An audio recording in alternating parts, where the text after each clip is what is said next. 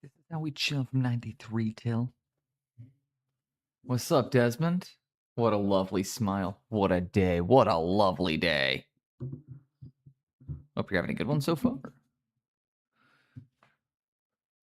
I've just done a little bit of color smashing on this guy, but I think I'm going to start doing some like more conscious painting on him.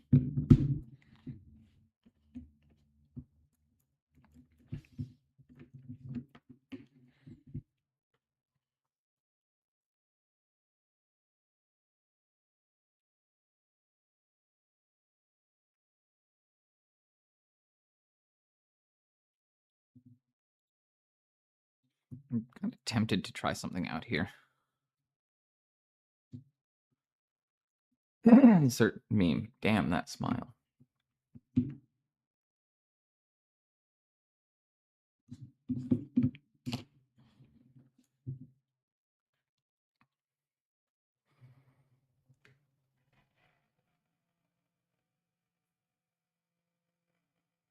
And so right now, guys, I'm also really excited because my new brushes showed up. I got a little sponsorship from Fenner's Workshop.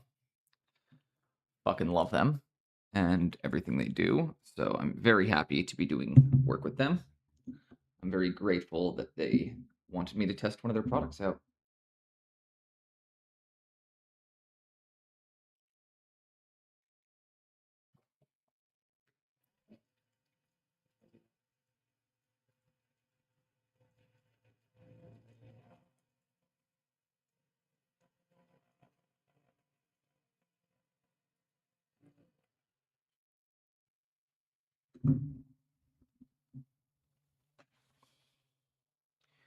And away we go. I'm going to take a little bit of my Titan buff down as well. Welcome in, Stork. Welcome in, everybody. Bones. Is this commission work? No. No, this is not commission work. This is something I just want to paint for me.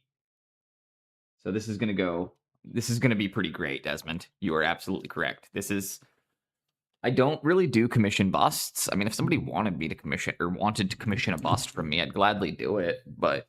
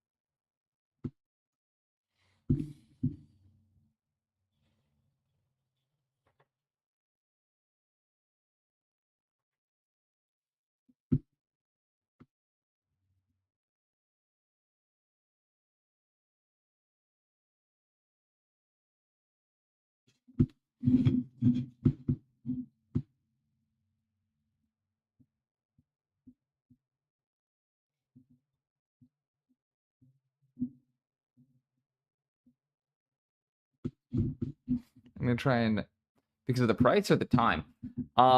People don't typically want busts. Commissioned at least. I mean, again, if somebody wants to buy one of my busts, if somebody wants me to do one for them, we can work something out. I mean, the price on a bust is, I wouldn't charge the same as I do for a model, because they paint it, it's a bit of a different process. So you kind of, but like,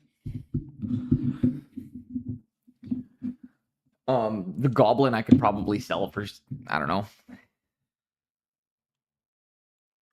I'd probably let him go for about $1,000.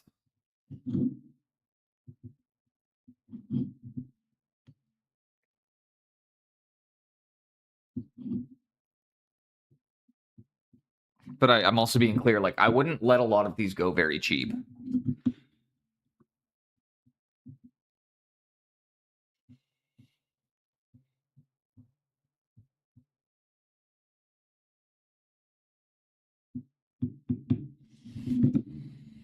What I'm doing right now, guys, is I'm stippling in my texture.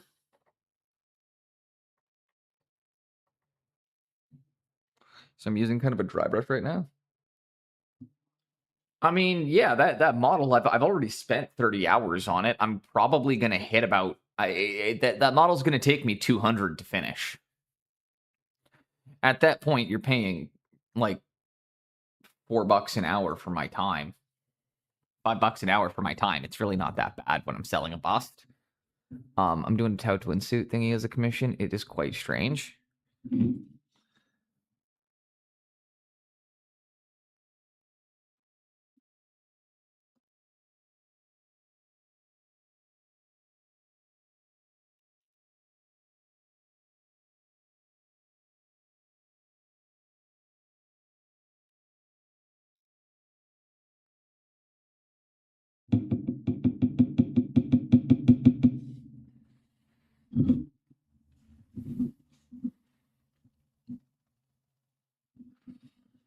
I think this model is also a candidate for an oil wash.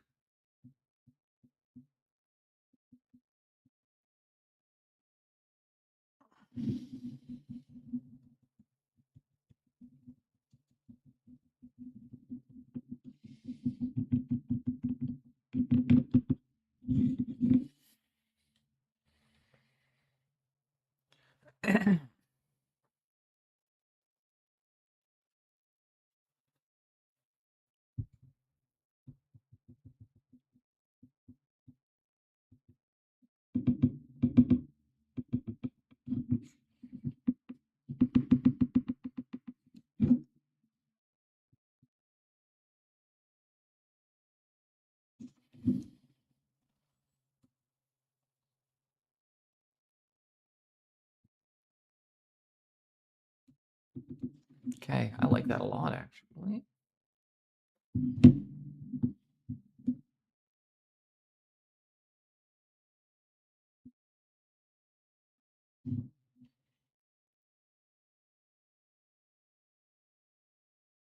There we go.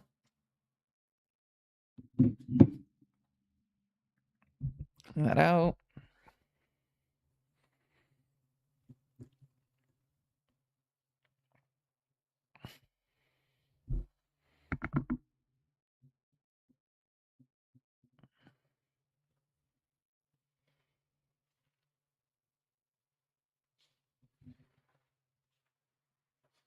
I thought it'd be fun to paint, but his request is different. What is he asking for? You got to do like a persona or something out of it. The amount of people that want mechs turned into personas is surprising and alarming.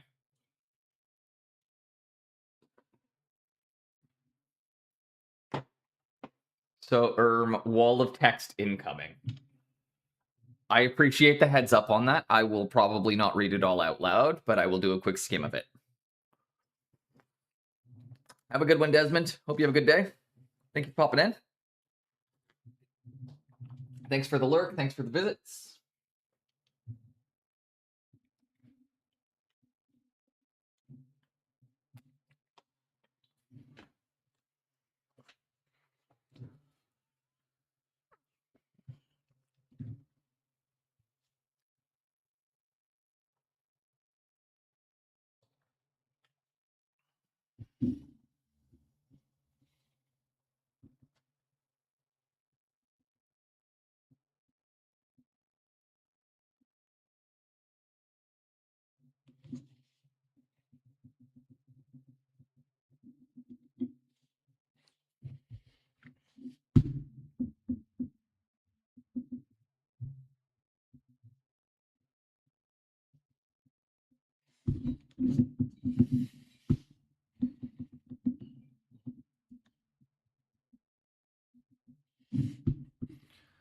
And like such, I'm going to bring some more of the cobalt back in, or the cobalt cyan back in.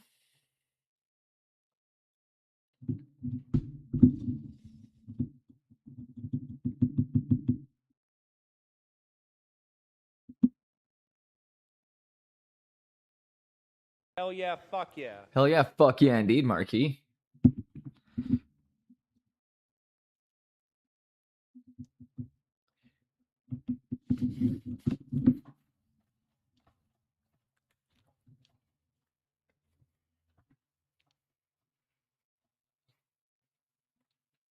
God, I fucking love Cypress Hill.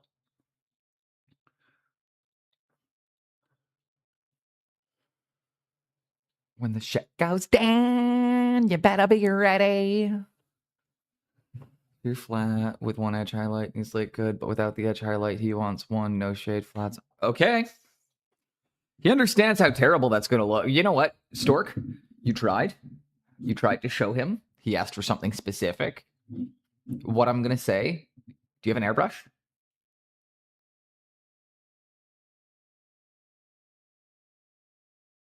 Because I would say base coat it with an airbrush, knock in all the metallic details, hit one wash over them, and then matte coat the whole thing. Boom. This is going to be the fastest commission you've ever done.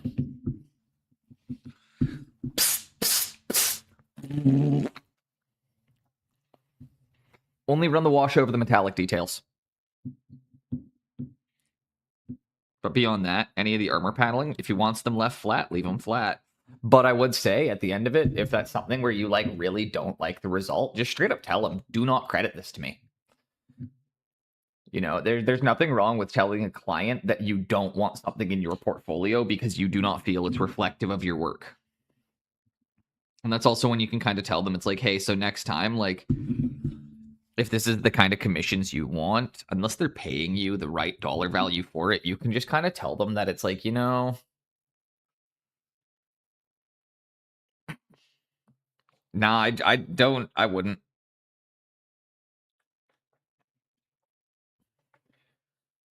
He wants something very specific, and you're giving him something very specific. How is that doing? All you're doing is exactly what's being asked of you.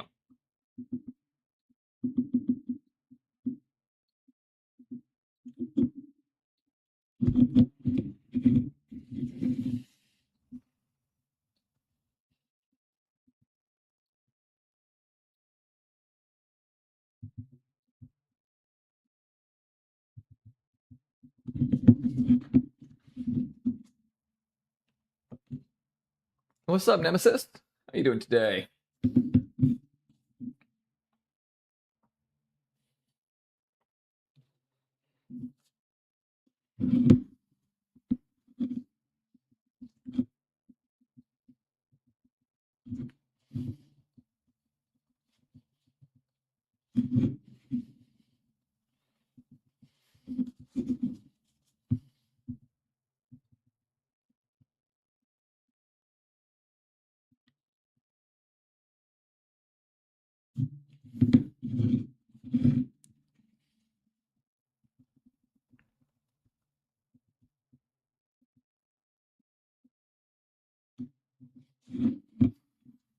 Doing well? Hell yeah. You know what? I'm going to see if I can do this the way I'm originally going to set out to do this. I'm going to take my...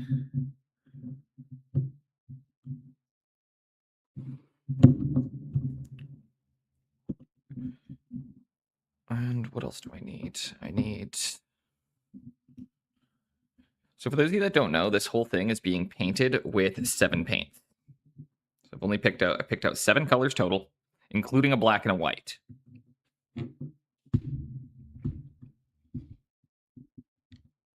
So if I want anything, I have to mix from these 7 colors. Let me see my finished breaks. Well, I did. It looked fantastic.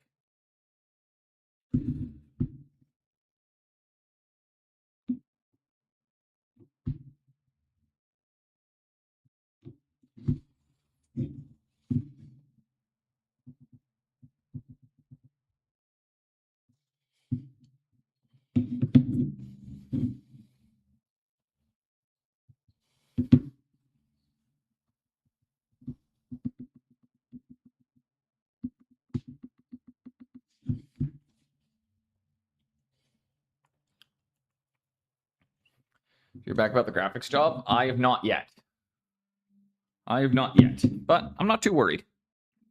At the end of the day, either I get it or I don't. I'm not too worried. There are other jobs out there. It's not like it's going to be the only one. So.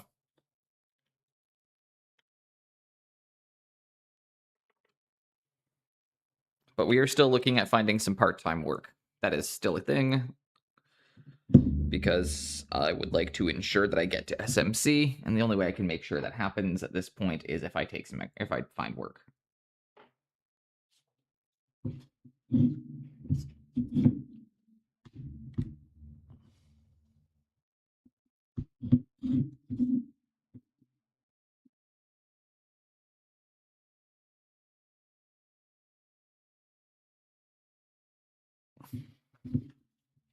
A little bit too intense, actually, so I'm just going to do this.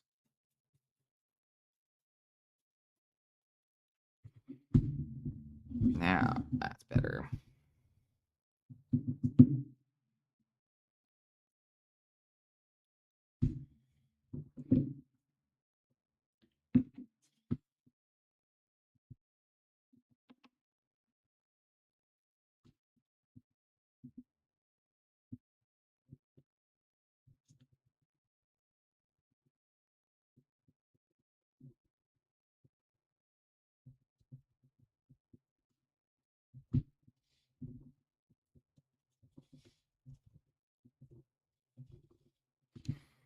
Morning, Spoon. How are you doing?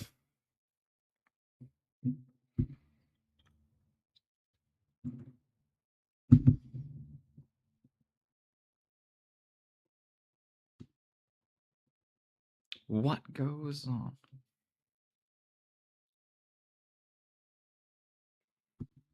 I'm in a great mood today. My sponsored package from Fenris arrived, so I have a bunch of I've got a bunch of amazing new brushes to test out. Also, because I have been, one thing I will say, Marquis, because I've been doing because I have been like applying for some part-time jobs and things, I've been practicing not swearing as much. It's just a good habit to be in general, because swearing is a bad habit and doesn't make you cool, and it doesn't, it's just, it sometimes it adds the correct emphasis and everything, but overall, I do find my generation and like in general, the generation younger than me swears way too much.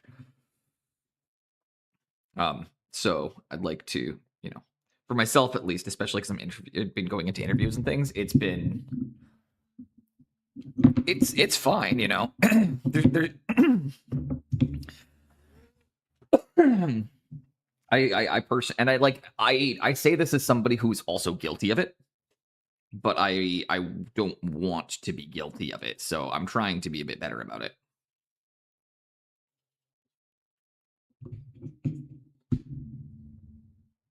And right now, I don't know, I have no idea how I'm going to go about painting this guy, but I'm going to stipple, because, again, like, there's nothing worse than, like, something slips out in an interview, and you just have that brief moment where you're like, well, I haven't done that in a while, where like an F-bomb slipped out in an interview while we were just talking, and then it's like that. You see the look on their face, and you're just like, well, I'm not getting this job. And honestly, that's why I feel that way. It's like I went from cooking and construction, right, where it's that's just how we talked, to any other place in the world where that's you don't behave like that. So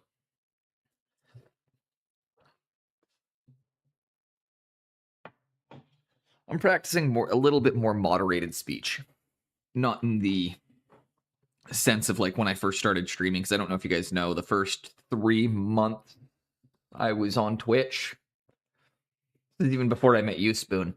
I had a no swearing on in my channel rule for the first 3 months I did Twitch, including out of myself. So I used to I would not swear at all. I also used to talk in a fake Bob Ross voice for the first 3 months, but that didn't work very well. But I had a hard no swearing rule for my first 3 months, and then I was just like, you know what?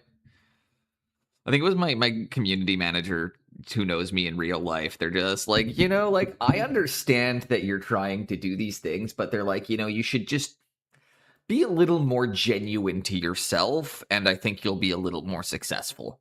So that's why now it's still a bit moderated. I'm not going absolutely off the rails or anything, but I'm also not going to get as frustrated as I used to, because I can't control how other people speak. I can have certain things I don't let my, I can have certain things I don't approve through my auto mod. That's perfectly acceptable.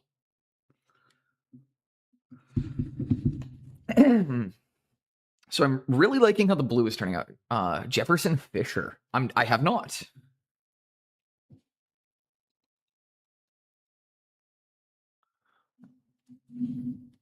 This content is great, but I especially love this clip.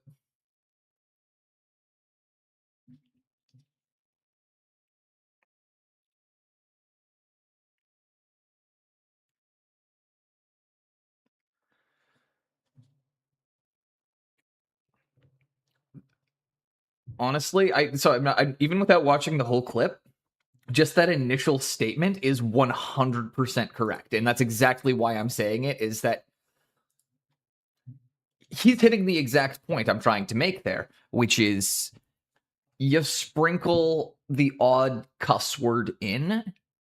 So for example, if Bob Ross dropped an F-bomb in the middle of his painting, say it was like 20 seasons in and it finally happened and something happened and he was like, oh, yeah, it would have so much impact and so much emphasis based on the fact that that is a behavior that has never been exhibited from the person before. Whereas when it's just sprinkled throughout, it's like over seasoning your food. It takes away from the message. Almost to the level where it becomes a character of itself.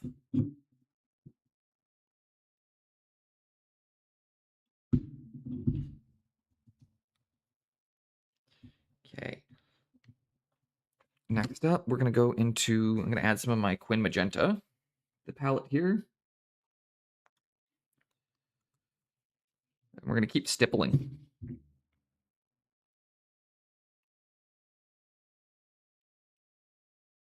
And so what I did here is I took my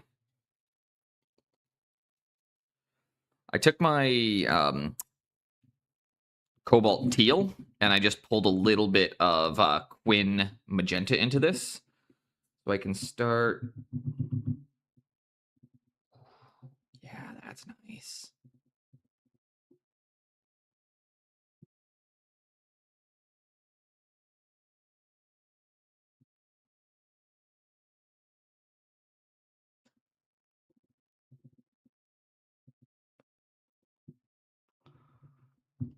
And let those colors kind of fuzz each other out. I'm trying to create a Terminator line with stippling because I'm kind of scared of putting one in on the Goblin right now, so I'm trying out a safer way of doing it.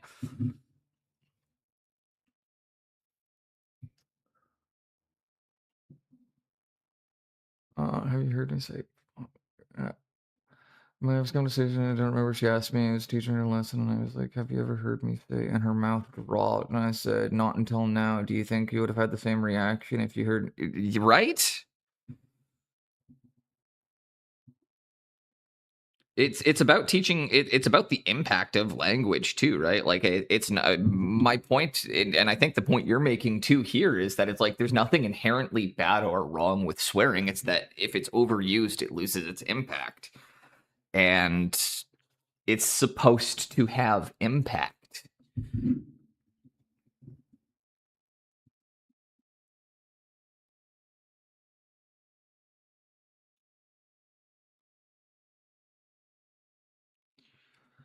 There are a few rappers that I really like.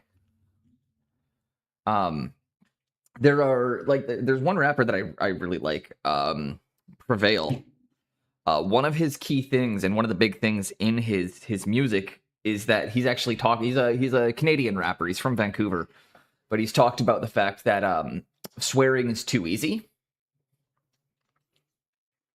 and it's significantly harder to write music without swearing, especially if you're a rapper. So as a challenge to himself, he doesn't swear in his music. So like if you guys ever listen to Swollen Members, one of the members in the group does not cuss,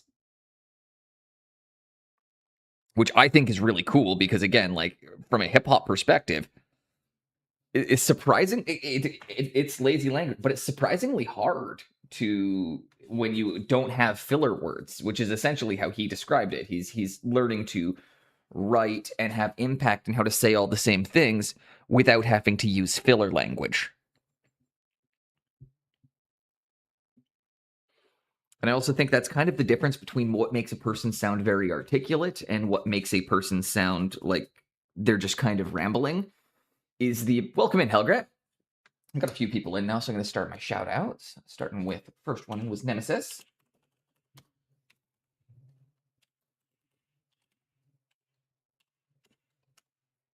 Shout out Nemesis.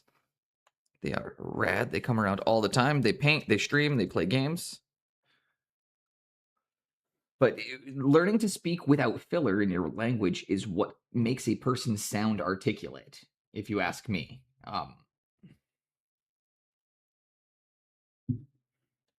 The ability to speak with conviction, without filler, with the ability to just get your message across very clearly.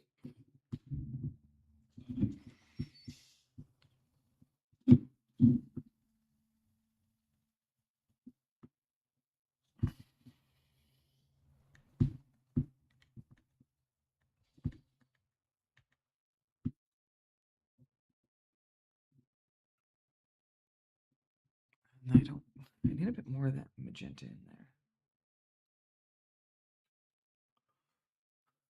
Yeah, so like when a person speaks with, and it's honestly, it's the same as using like. So if anybody in here would like a little tip on how to speak without using filler words, one of the best things you can do, Helgrat, that's exactly what we're talking. My son didn't hear me swear until his 18th birthday and he tripped over his jaw. That's exactly the point we're actually kind of talking about, right? Is how when you don't curse, it has so much impact. But if you use it all the time, it loses its impact. And while there's nothing inherently wrong with it, it's taking the impact away from something that should be impactful.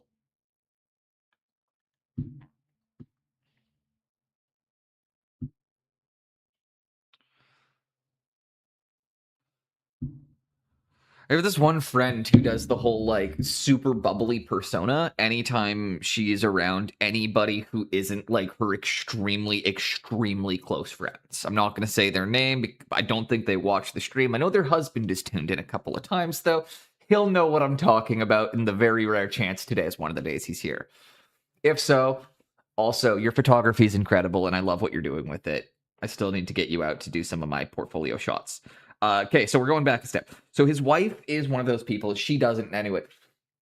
And she came over to my house once, not realizing that there was somebody else there. And she was one of those things where it opens the front door. And the first thing out of her mouth is, "You're not gonna believe this fucking cunt!" And all of a sudden, like, my other friend's face is just like, "Oh my god, is that?" And like, same thing, the jaw on the floor. And I'm just like, "Oh yeah, you didn't know that she sounds like this when she's like," because every time, "Oh my god, and just the sweetest person in the world. You catch her when no one else is around. You can get some. It is funny.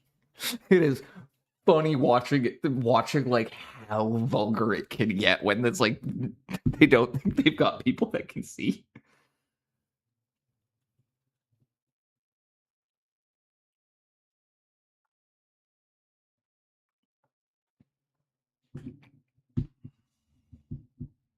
She's fantastic.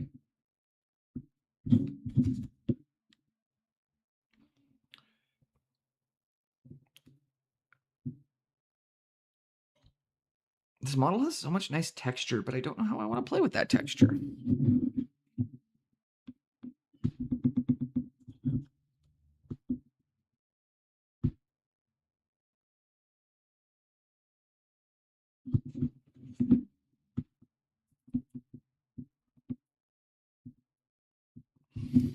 That area is going to catch a wee bit of shadow in here, so let's get some paint. I'm just going to smash.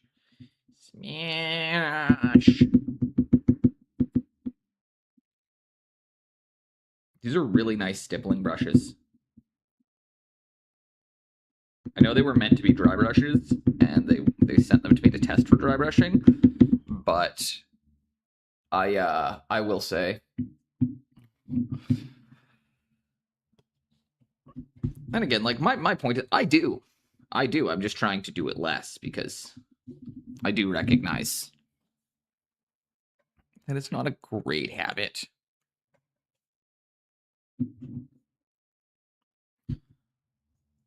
My camera's catching a little bit of shine on this that's not there. You guys just had true color representation for about half a second there. I need to do...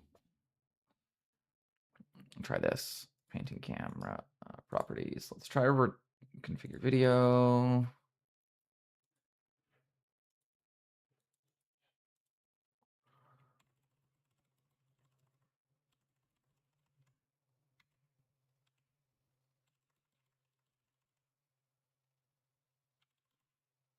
Okay, there we go.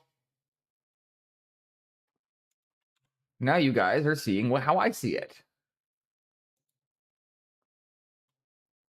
With the adjusted color and light, that's what I see.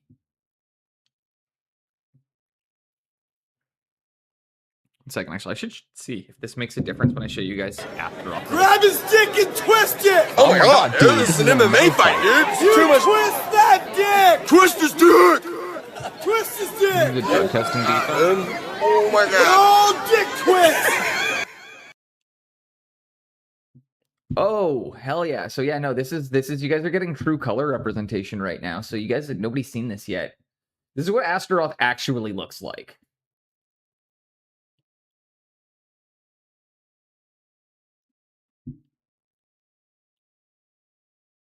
This is what he actually looks like. This is the I did not realize how.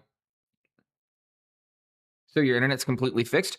Oh yeah. Oh yeah. The trick is to call them and let them know that you know you're being throttled and that it's a really bad look when you...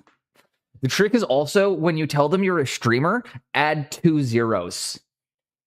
When you tell them it's a bad look when their internet drops in front of, when you say the number of people in your audience, add 2 zeros. At the time I had 13 people in here. No, I had 1,300 people in here. It's a bad look when your internet drops in front of an audience of 1,300 people, don't you think? That's the trick. Whenever you're dealing with an ISP, bring up that you're a streamer and add 2 zeros to the number of people that were watching. All of a sudden, they fix things fast. No internet issues. In fact, my internet speed is now double what I pay for. Surprisingly.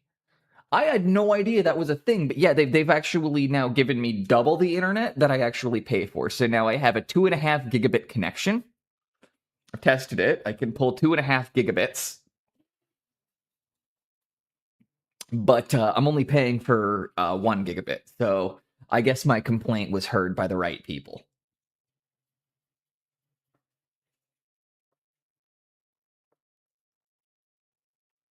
But yeah, it's still a bad look.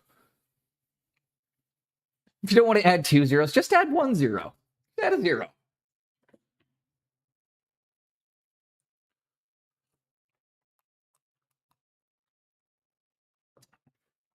I do too, but I'm not supposed to use them because all my direct contacts at that company are now on the board of executives. And they don't give a fuck about customer complaints anymore. They've got way bigger things to deal with. One of the guys I used to work under when I was there is like their director of marketing now. Another one is VP of sales. Yeah, just guys who don't give a fuck. Guys who have way bigger things to be dealing with than my internet's not working. It's unfortunate, but it's true, you know? Oh yeah, this one has been rough, but we got it sorted out by just letting them know that, like, I just complained and was like, you shouldn't be throttling me. They acknowledged that they were throttling my streaming PC because I was using too much data. And then I was like, so that's my work computer and the entire reason why we do this. So I will cancel my internet with you guys right now if you don't stop.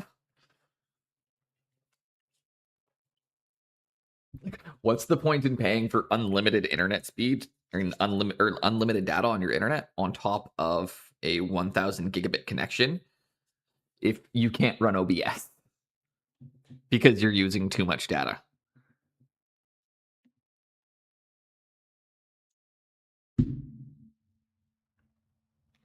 But I also got my Wi-Fi 6 set up properly, and then yeah, so that's helping too.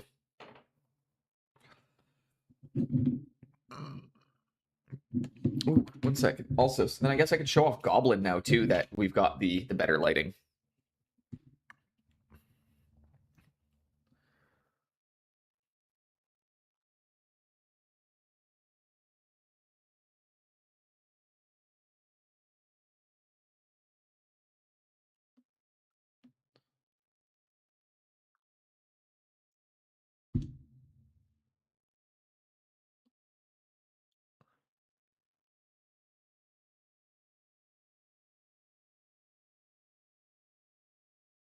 He's gonna be dope.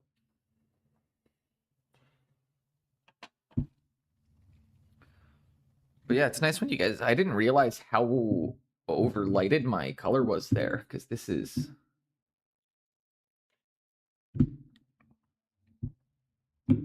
Okay. Let's give it a whirl. I'm gonna test out one of the new brushes now, guys. First time ever using it. Brand new Kolinsky Sable from Fenris Workshop. Thank you very, very much for sending me these to test out, guys. This is sponsored. They paid, or they did not pay me, but they did send the brushes for free. So being very clear, I am sponsored. This is a one-off sponsorship. So, good morning, Mr. Pigments. We're painting your troll. We've picked out, or we're painting the troll using your paints. We're using only 7 colors. They're the 7 that I'm already fairly familiar with. But I'm limiting myself into Mars Black, Yellow Oxide, Anthraquinone Red, Cobalt Teal, Cobalt Cyan, Titan Buff, and Quin Deep Magenta.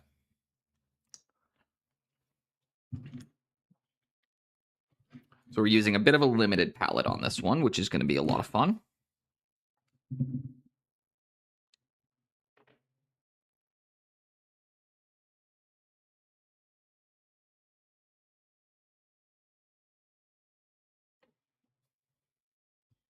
I haven't found the right spot for lighting yet. I need to get an overhead light. Yeah, I've got 2 overhead lights plus a desk lamp.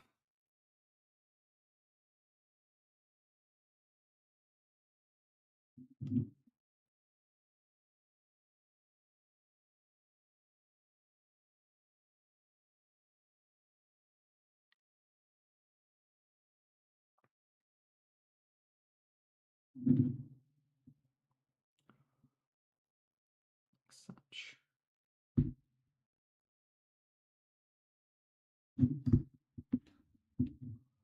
Start folding some of the anthraquinone red in.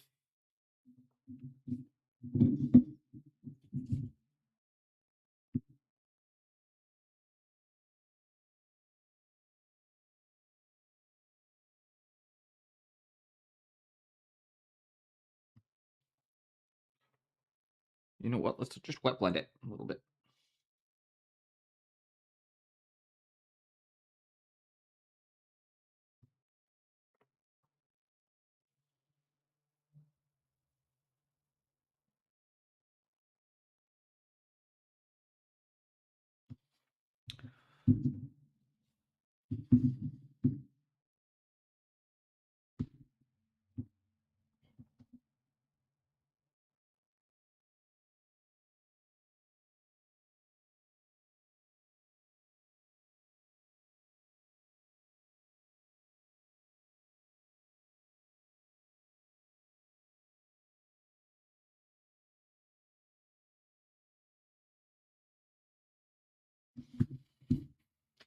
There we go.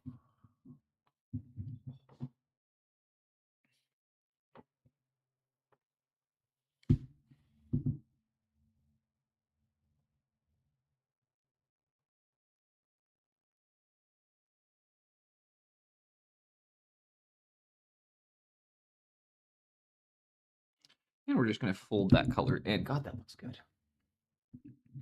Next up, I will go next on my shout out list was the man, the myth, the legend, Mr. Spoonhandle. So one of the first things I'm going to say that I really like about these brushes is that they've got a fatter body and a finer tip than the Vallejo natural fibers.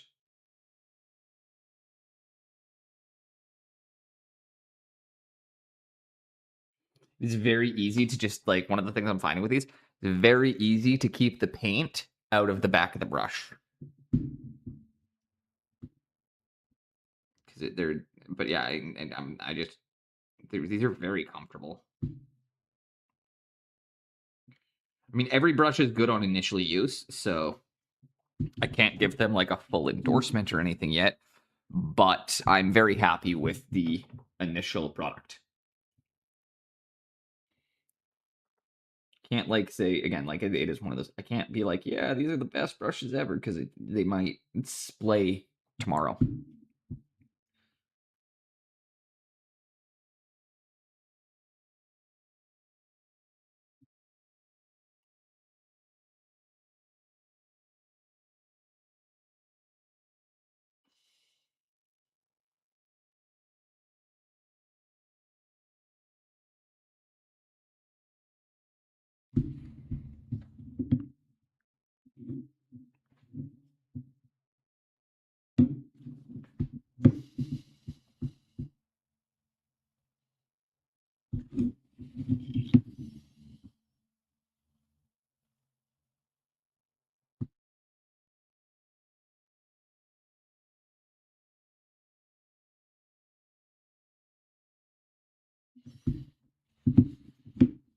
There we go. But they could be a tribute.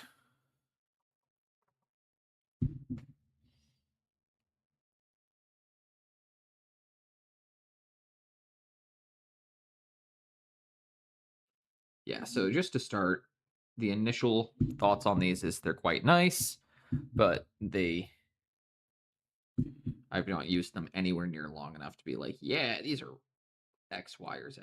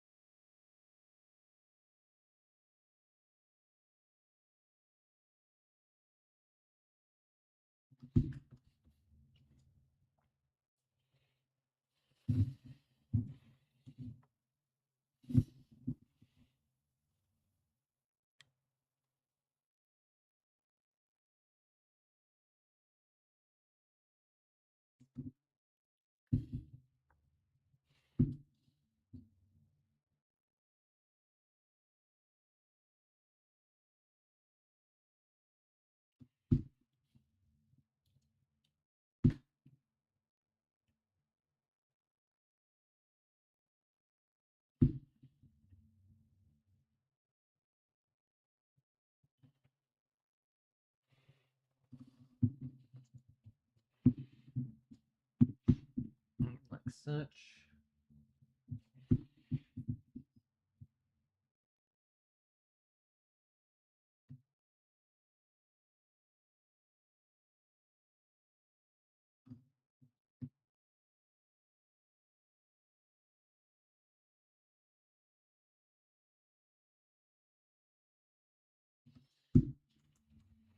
There we go. Someone's already going. I just don't think it's worth getting into the arguments. At some point, Pigments, you'll be a lot happier if you just learn to let them be wrong.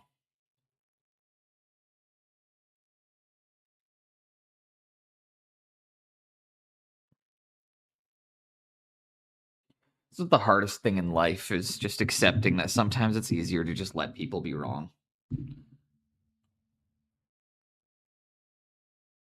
Save your sanity.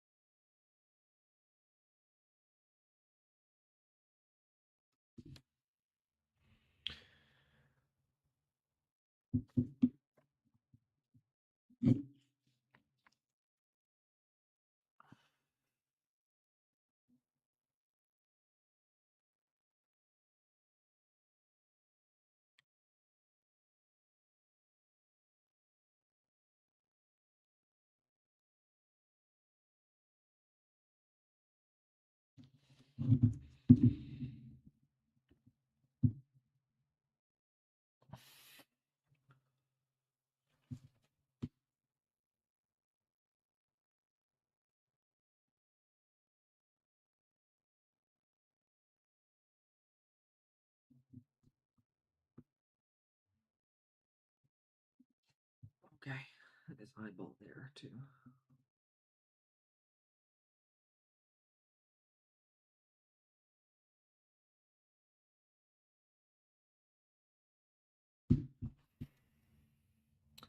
One day I'll learn, but I keep assuming others get excited about data. That's the problem, is you think people want to be like that. Honestly, the problem is that people want to be right. They don't actually care about the information. They care about being right. And most people will die on any hill they can just to continue being right about something.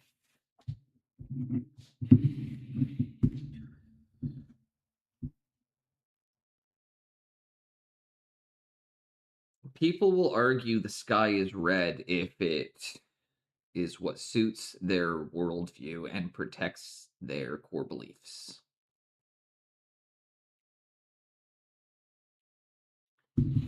It's just the truth. I'll argue that I'm wrong.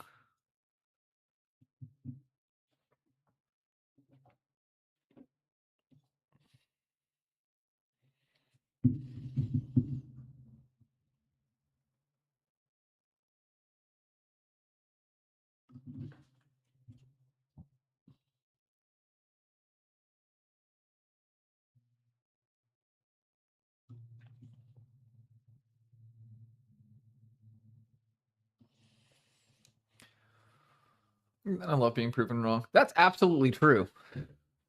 Have a wonderful stream. Thank you, Pray. Thank you, Kat. Hope you're having a rad day.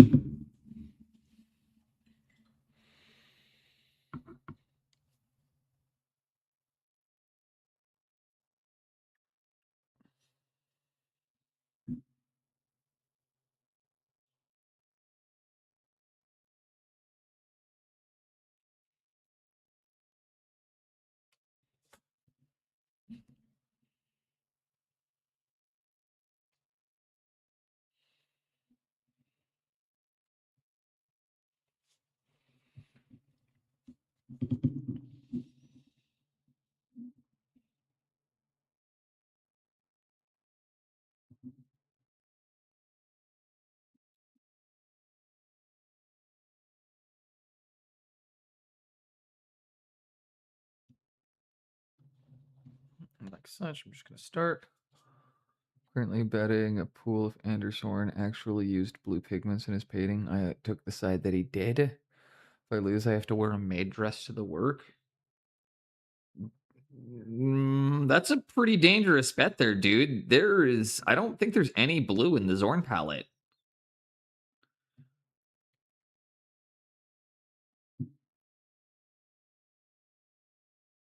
I was gonna say I'm not to be I gotta take the side of your coworker on this one. There isn't.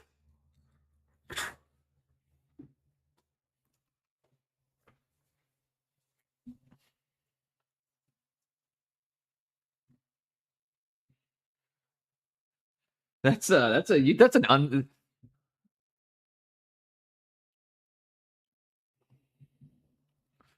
I still don't think you're gonna find a blue paint in there.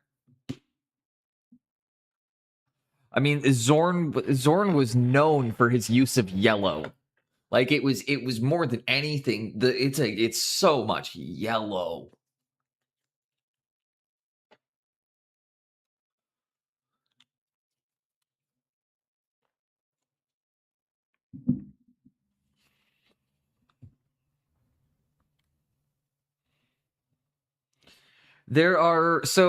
Marquis, there are ways you can blend a warm blue in to get a dark shadow in a yellow that would then still read as yellow. So Mr. Pigments is taking a very, very dangerous bet that Zorn blends from a warm blue pigment.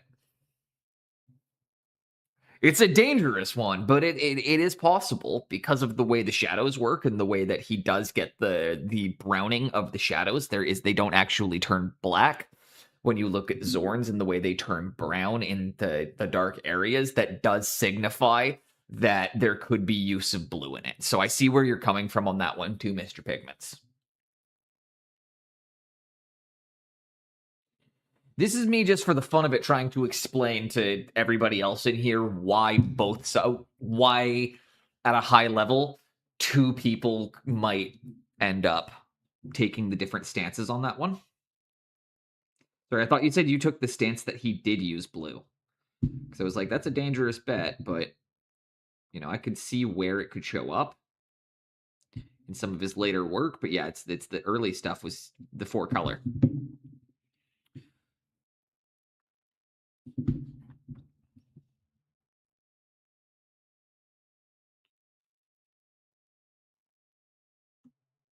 And I just realized, dude, I have almost fully adopted CYMK painting due to you. I need to get a little bit better with some of it. But, what's up, Hobbycore? Not much, just painting up a bust using out the new brushes that Fenris Workshop sent me to test out. And they're fucking awesome. But also free stuff. How are you doing, Hobbycore? How you doing, Dan? CYMK is a challenge. I will say, like, yeah, since I've played around with a couple of the colors, like chromium oxide is a really nice one that I use a lot.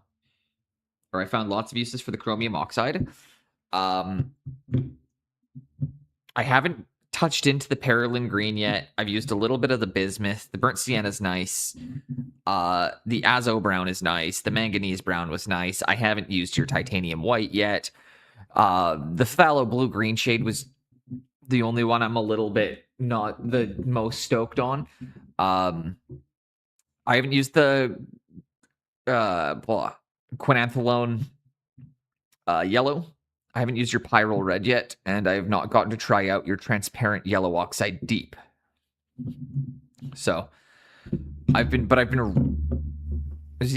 mentioned, I've been really heavily going into the Mars black, the yellow oxide light, the anthraquinone red, the cobalt teal, the cobalt cyan, the Titan buff, and the Quin deep magenta. I'm finding that these 7 paints can get me pretty much everywhere I'm trying to go right now. You know, like I'm very rarely in a position of being like, ah.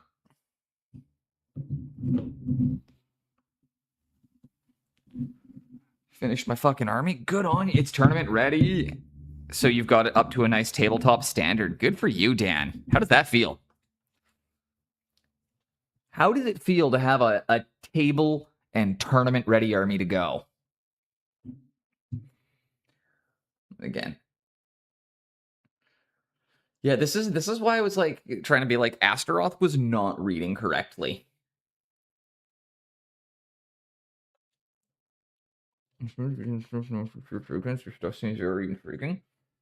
So if you are interested in that, again, Dan, one of the cool things I will say, this has been painted using exclusively these 7 paints so far. I don't really know what I'm doing. I don't really know where I'm going with it, but I am just smashing colors together, and I'm really like my goal is to get a nice Terminator line right now.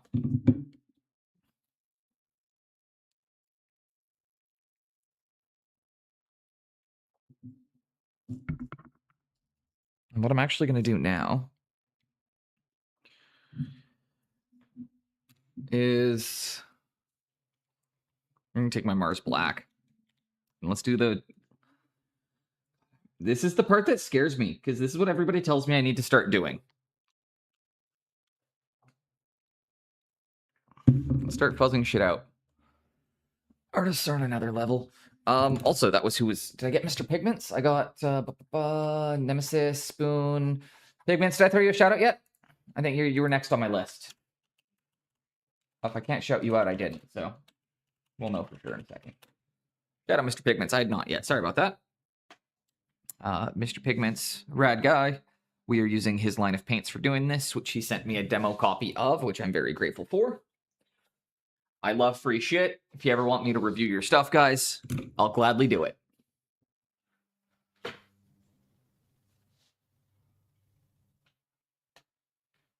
Yeah, that's what I was going to say, Mr. Pigments. They're right now, your line of paints, I would call almost airbrush ready. If you added they're thin, they're wet blendable, they're really nice, but they are very thin. So the only thing I would find that I would need outside of your range is heavy bodies, so I can get actual paint texture. So like I would look at like getting a couple heavy bodies, maybe again like the Chimera heavy body line to go with this, and I think that would be. I think honestly, like your set or your 2 sets and the Chimera set, is probably all I need. Pigments, you can link your Ko-Fi in chat if you'd like to. I'm giving you a thumbs up on that. Currently sold out. I was learning the game for the tournament by playing it for the first time then. How'd you do in tournament? Also, tournaments are not typically a good learning environment. So how'd you enjoy that? 1 to 3. You picked up a win? Good on you. Good on you. I think I only have 1 win total for Warhammer, so.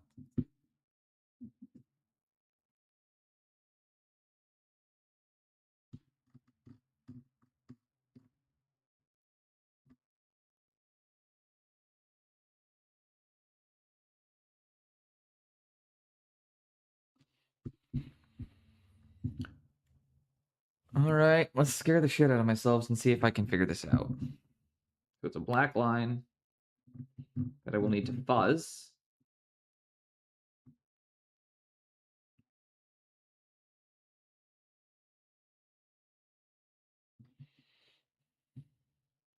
Bit of water, bit of paint.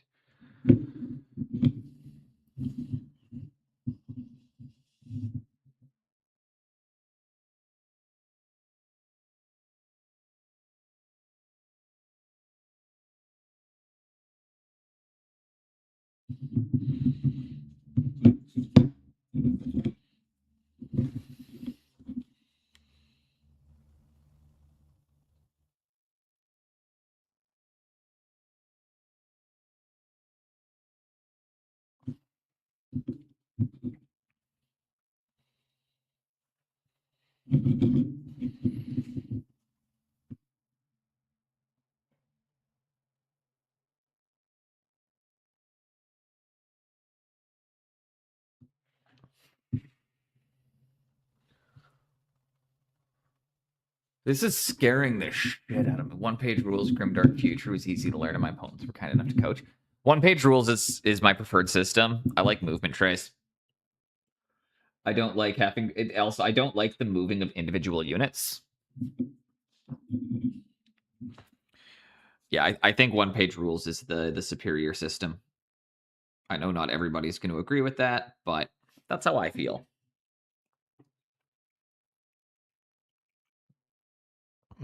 Excuse me.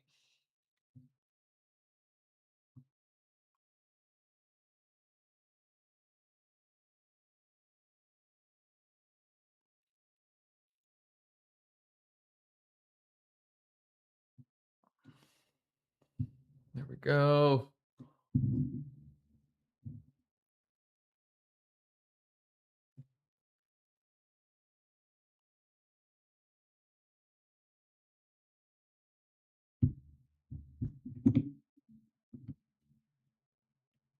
Okay, let's start fuzzing that color out now.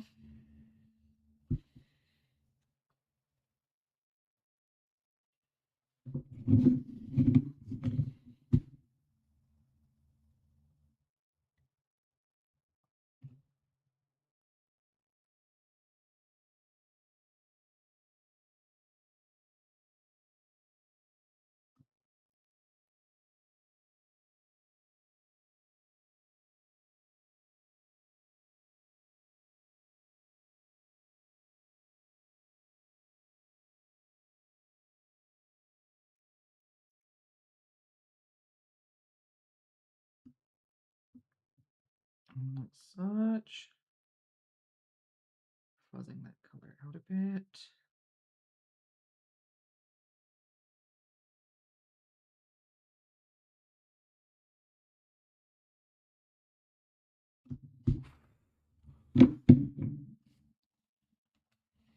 I'm gonna start fuzzing that line a bit. Like Havoc Brothers, Chaos Marines with weird ability teams, once a game, units with Havoc rolled. Damn. That should be, that does sound like it should only be once per game. All I want is new little guys.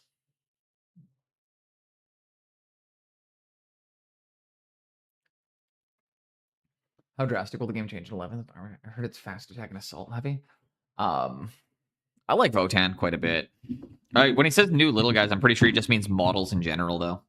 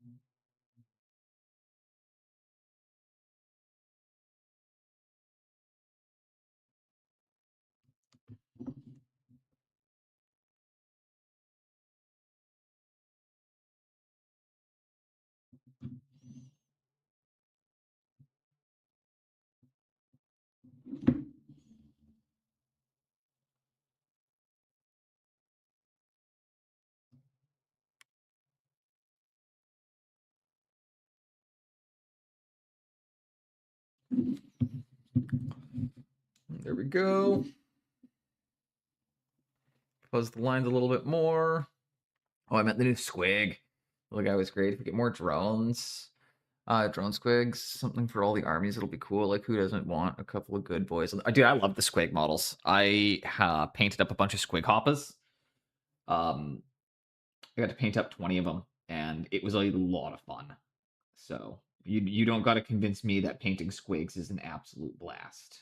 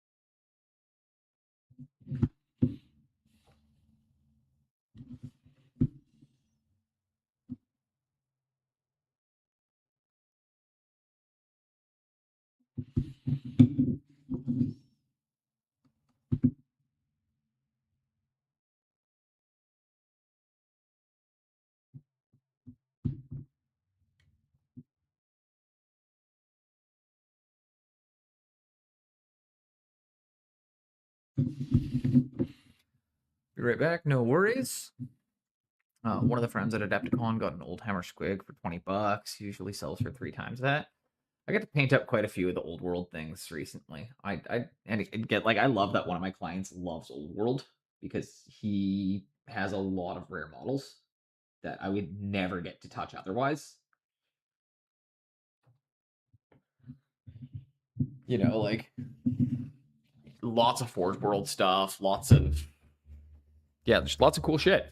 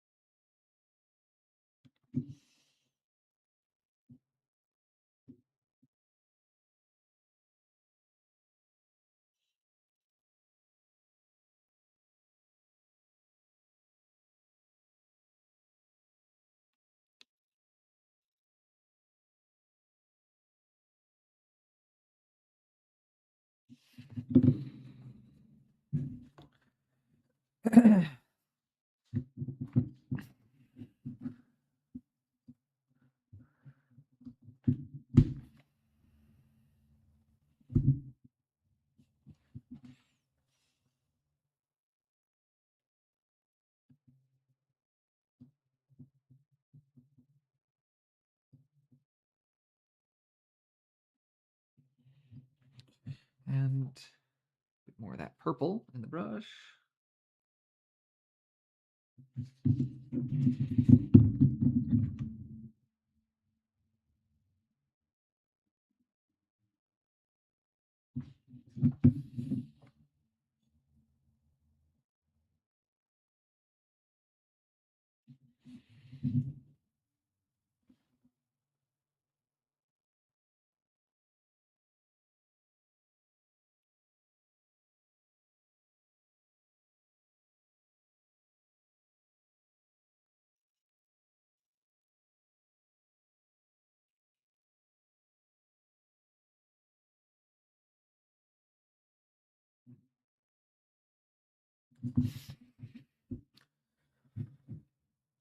Okay.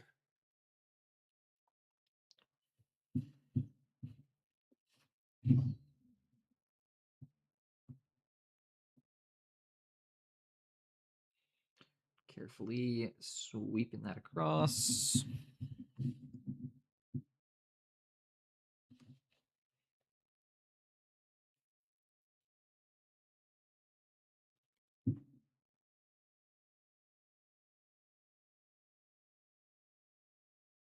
I was also thinking about, like getting some stuff to do my photos so I can actually just get like actually having one of those like spinning disc things and just like the black curtain that everybody uses. I don't actually know what you all use to do your photography, but I do have some just plain black curtains I could probably turn into something.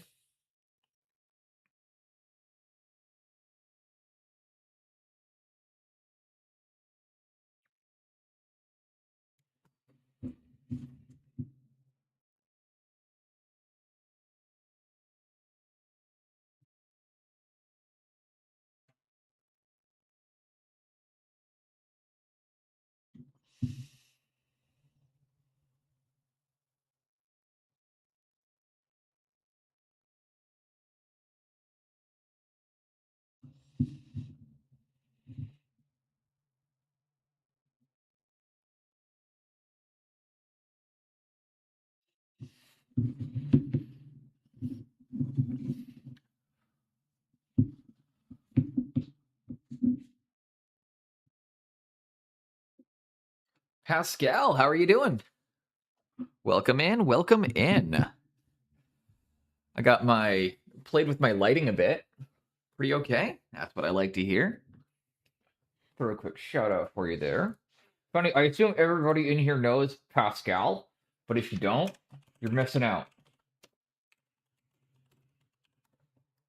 He teaches like all of my favorite painters on the platform. So make sure you're checking them out. But yeah, I've been playing with my lighting a bit on like just making sure that my camera's getting me a bit of a better representation of the pieces. and then I did what you told me to do, and it scared the shit out of me. And I drew a big black line right up the middle between the two colors. And now I'm slightly sitting here with fuzzing them out until I can get it as thin as I can, or at least get that impression that it happened. So we're going to sit here. We're going to try and fuzz a Terminator line in. And I'm doing that on this guy to practice it, to see if I can get the technique down before I then try to execute it on the goblin, who's a little bit further along, so it's a little bit scarier drawing a black line up the middle of his face.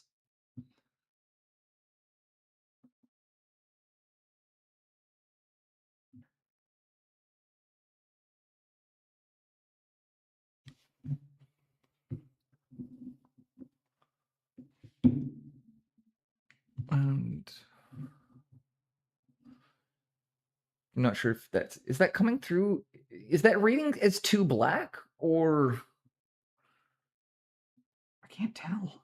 Oh gosh, now I'm self-conscious. I'm not sure what I do, but looking forward to how I'm not sure I told you to do it like that, but fair. You told me to wet blend them together. The way you explicitly showed me was with a wet blend. And to be much more methodical. However, the reason I'm practicing it in a slightly different fashion than the way it was demonstrated is because I need to execute it on a model that is significantly further along. So I'm a little bit scared of wet blending it. It's not about the blending technique, but whatever. I get what you're saying. Yeah, it's mostly just, it's always hard to articulate and repeat because, yeah. Mostly just trying to say, when I ask for your help, I listen to what you tell me. Because there's nothing worse than somebody who asks and then doesn't implement.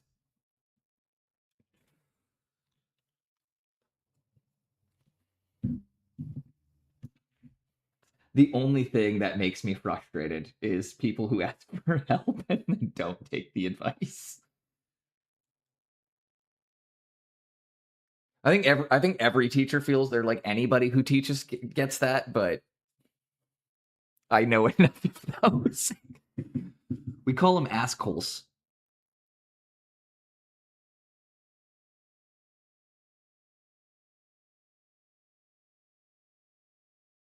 Okay, actually, what if I tried? I'm gonna try one other way, something here. And I'm gonna try this closer to the back of the head where it's a bit safer. Because if you're ever gonna do something and you really don't know what you're doing, guys, one good technique, do it on a part of the model that's less important. So like if I want to test out if this blend technique's gonna work, I'm gonna do it on the back of the head right here, where I can then just quickly, if I don't like it, you know, that's fine. So if I quickly put a bit of that turquoise down there, over the black, put those two, put those two colors in there like that, clean that out. And I'm gonna swap to my clean 0, and I'm gonna stipple them into each other.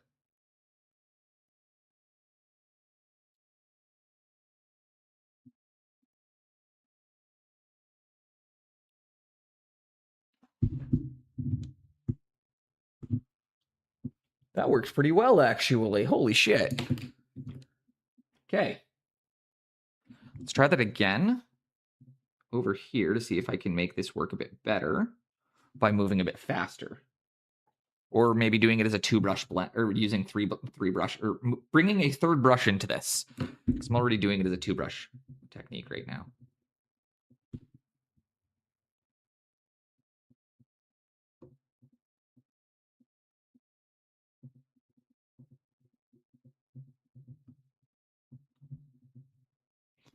I love they sent, dude has just invented 3-brush blending.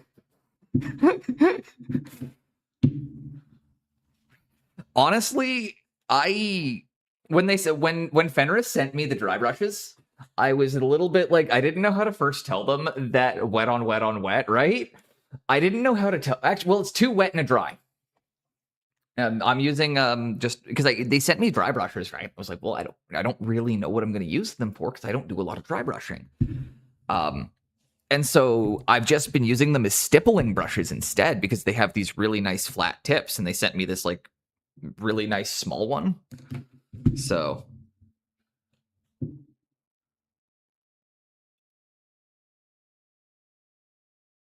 okay, so yeah, we'll bring purple in along here. Clean that out. Turquoise through. Sounds like the internet's too wet and a dry. Ooh, but also fair. Sounds like something that we would have all sent to each other in 2006.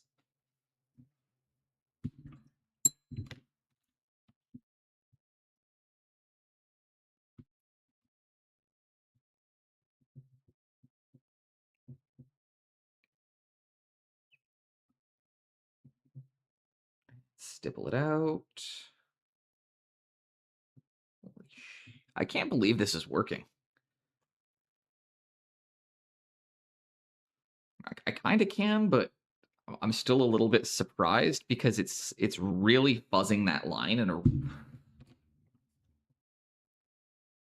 like we're getting a really nice hard line there, but it's giving me a very smooth transition between the two, which we of course can then smooth out even further when we start bringing some of the highlights into the purple, because despite the fact that this side is going to be in a different color to signify darkness, you still need to actually highlight it the same way. You can't just leave it all dark. That's not how it works, guys, unfortunately. I wish it was. It'd be way faster if it works that way. But you need to highlight all of your colors, whether they're in the darks or the lights. Start with that there. Again, swap over a bit of turquoise. Bring some of that through here. That. And then up the middle.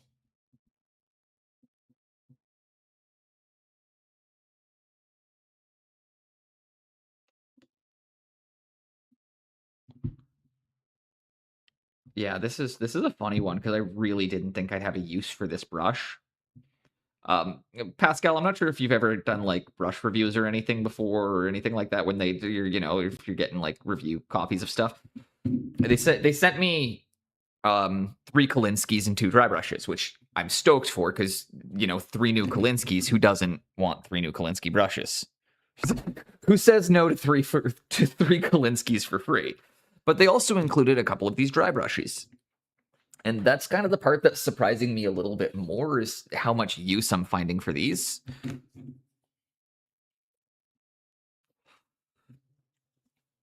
Right? The Fox Bites? Yeah, these are Fenris Workshop. So it's a Canadian company that or is Foxbite the style of the brush?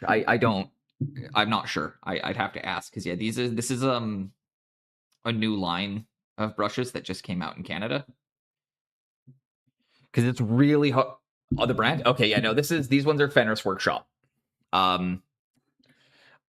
They are really nice so far.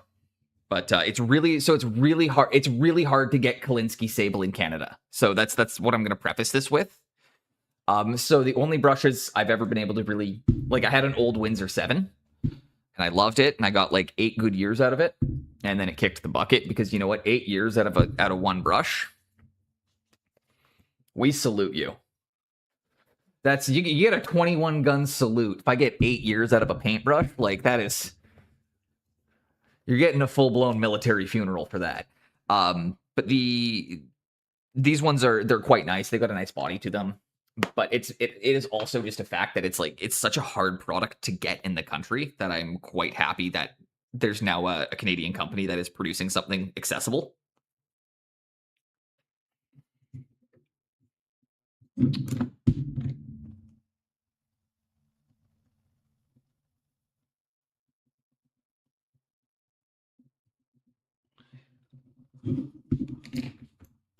It's a little too stern there, so I'm gonna fuzz that one just a little more.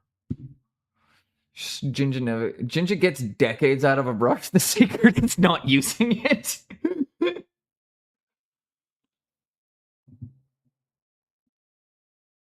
Yeah, if I'm doing the math, I'm gonna be honest. I think I got like a good 2,600. Yeah, exactly. And the fur can only be produced from wild Kalinsky. You can't farm them, unfortunately, so they need to be trapped, which then adds in another element, which then certain animal rights groups, especially in North America, don't like that aspect either because it's technically fur trapping. Although what we don't consider over here is that a Kalinsky weasel is no different than a regular old weasel here. And if you have lived on a farm, or if anybody in here has ever lived anywhere even slightly rural, you'd know that you kill a fucking weasel on sight. It's like you see weasels on your property and you shoot them. Or you trap them, or you hit them with a big stick. But, like, you don't fucking leave weasels alive on your property. They will kill your livestock. Weasels will get into your chicken coop, and the weasels kill for fun. They will kill your chickens just because it's fun. They won't even eat them all the time. They'll just fucking rip your chicken coop apart and kill everything. So, like, if anybody who's lived out on a farm knows, if you see a weasel, you fucking kill it. So it's just kind of funny because if you've lived out on farms, it's like I have that very rigid, like, weasels are pests perspective. But then because of, again, how everything kind of works is a lot of people don't feel that way out here. Also, welcome in Small Parts. Throw you a quick shout out too. Absolute gem of a person. My long lost Scottish brother.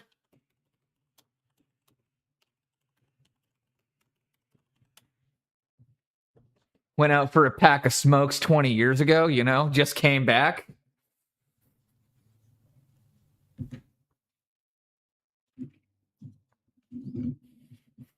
Swear he was just getting milk, guys.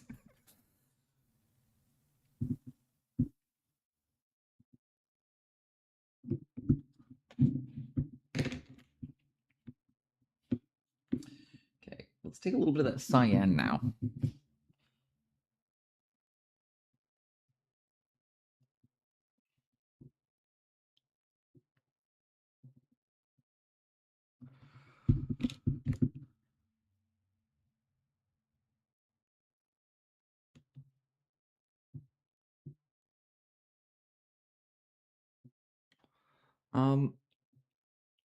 So this model feels like a really good candidate for an oil wash. I know that, like, washing is typically a technique that we move away from as we advance in painting. But I don't really know how else to get all of this texture in the skin to show up without sitting there and doing a highlight on every individual, like, skin cell. Or is that what I'm supposed to do, Pascal? I just genuinely asking, am I actually supposed to go through and highlight each and every skin cell by, like, individually? Or, like, when you have a ton of texture on a model, would you still, like, try and use, like, some wash or something to get in on the recesses a bit? Like, I don't know. No, everybody tells me I'm kind of start moving away from them a bit. Or it has been suggested to me by a few of my friends that I move away from them a bit.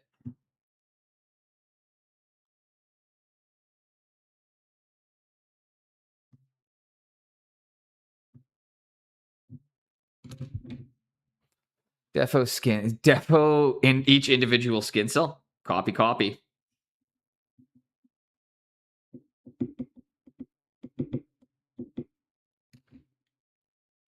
Do every single molecule separate. 5 color transitions, reflections, bounce lights.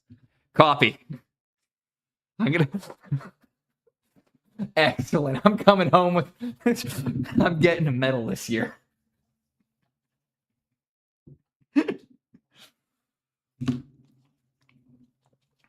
I appreciate that you literally, without saying it, just said, if you think it needs a wash, give it a wash.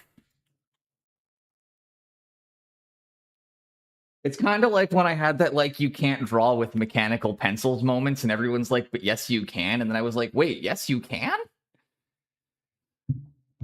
And I appreciate that. It's one of those moments being like, oh, yeah, it's just needed to get it like pointed out in that kind of way and be like, oh, I'm overthinking this.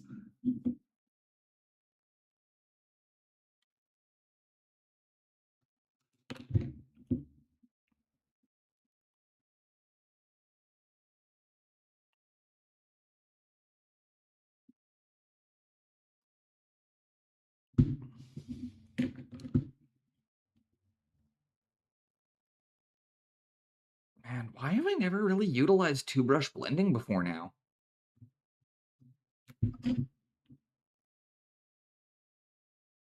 This is a fucking awesome technique. You'll be getting something. Truth. But honestly, like, I don't know why I've never really utilized a two-brush blend before, because this is one of the easiest ways I've ever seen to get, like, a smooth transition. And these are smoothing out really fast.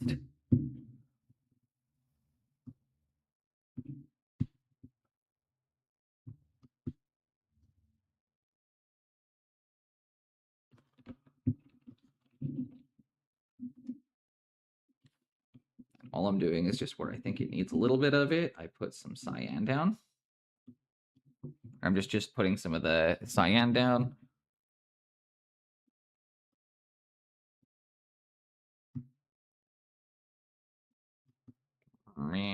Scratchy, scratchy, scratch.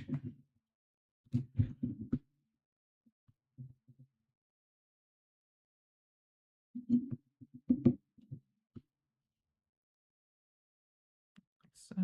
Why is my phone blowing up? Please stop texting me, whoever that is. I'll check and see if it's important in a moment. But I am doing work stuff. And that takes precedent over whatever the fuck you're sending me.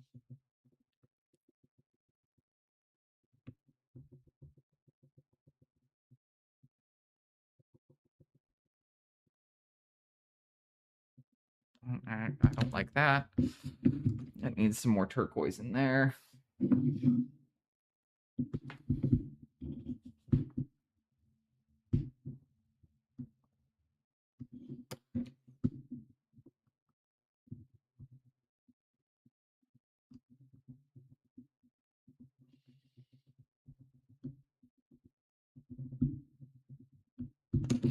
Don't like that, so we're gonna fuzz in here again. But yeah, two-brush blending is one of those techniques that I've never really utilized before today. I kind of knew what it was, but I don't really do a stippling heavy approach normally. I'm usually very much, yeah. But I mean, I want to stipple because it's ogre. This is supposed to be troll skin. Like, I want as much texture as I can get in it, right?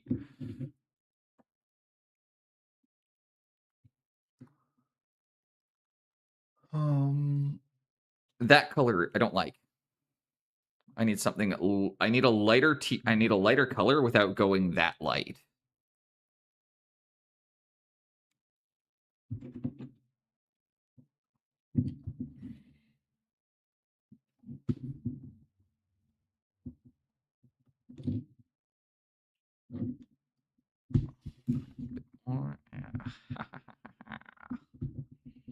Appreciate everybody being here right now. We're just gonna smash colors, paint a troll, and take everything that we learn from this one back to the other models, right? So Astaroth is not done, Goblin's not done, but I hit a wall. So what I'm doing is I'm trying to get through that wall on a model that is not as important to me and that has really nice open areas to practice this technique. So that way, when I bring it into the other models, I'll just be a little bit more comfortable with it. There's nothing wrong with getting a little bit of practice in, though.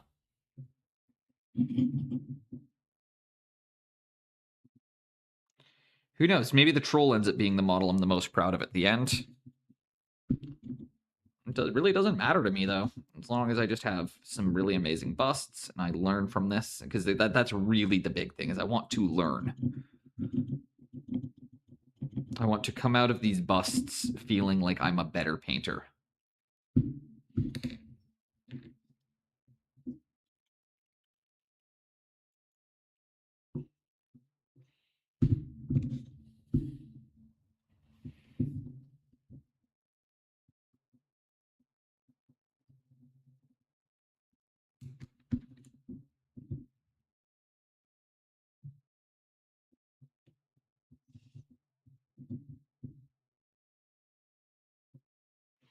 I'm also going to have to come in and do a gap fill here. So I have to do the back of the neck still.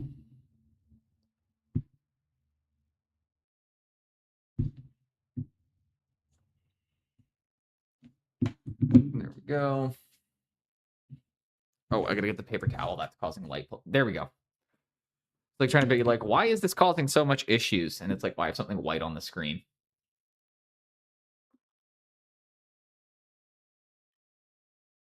It's a nice sketch going on right now.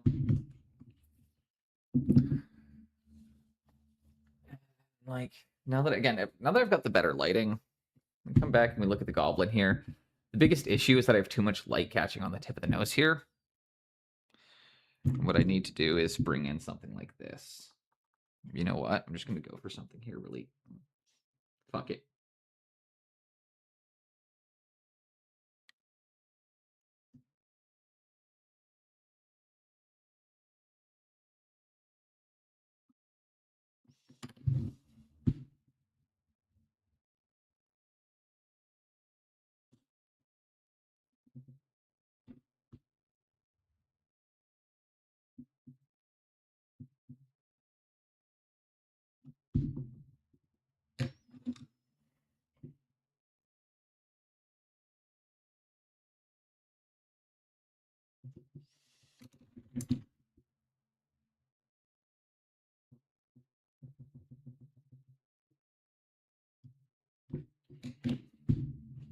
Okay, we're gonna start trying to. I'm gonna try and fix the lighting on the face a bit here.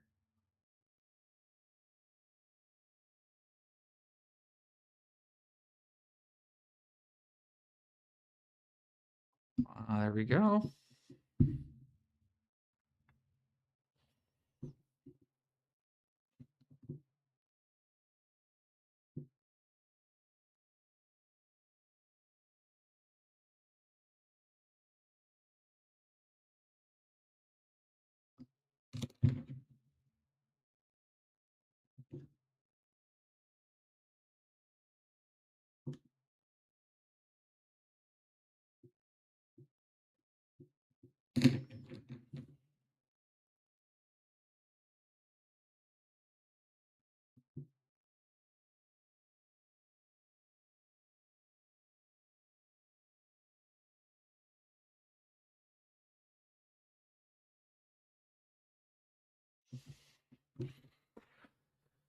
Okay.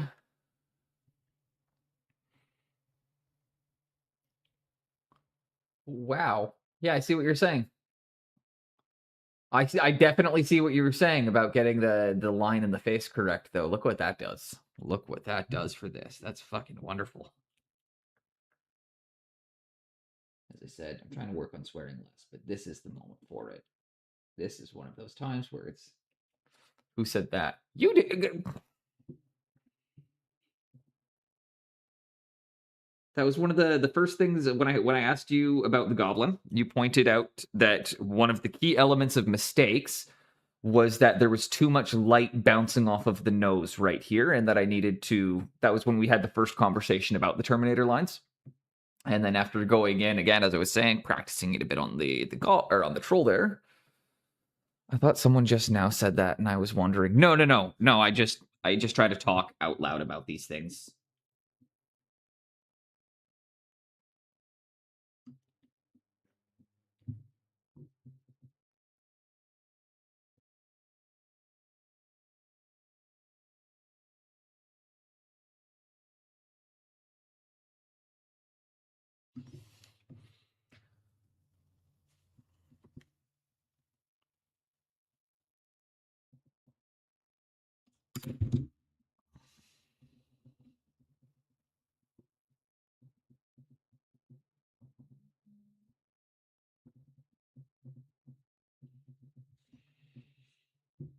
feels fuzzing it out, making it a bit darker, but it's okay because we, again, like one of the key things too, guys, if we make things darker, we can also go brighter, which I think we're going to need to do because now that I'm seeing this here, even with those better lines in, you know, we've got that actually looks more like a glow effect coming from this side now with just a couple quick little touches. So you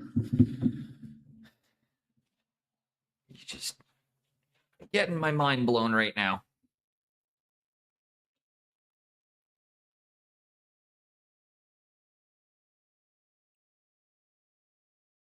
Okay, next up, we're going to take a bit of the clean magenta.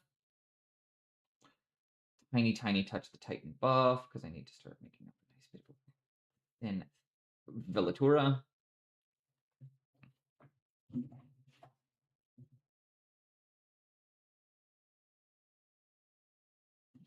I'm actually going to go a bit brighter than that.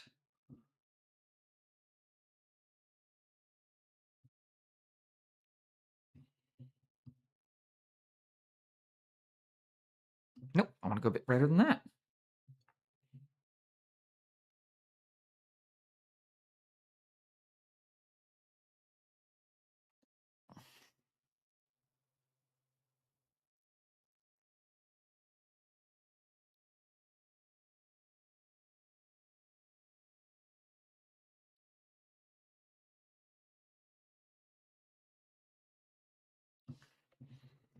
Hey, Vate! Welcome in. For joining in.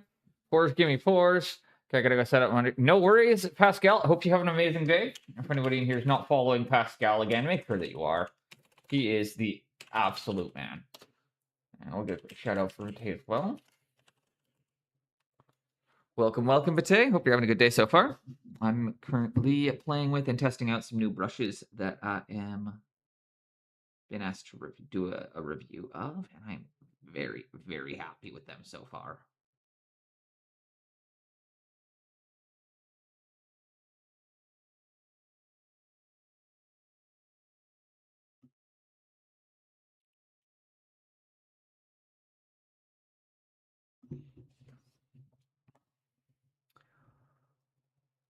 I'm at work. No worries. No worries. I appreciate you popping in. Don't ever feel guilty about disappearing. Real life always comes first.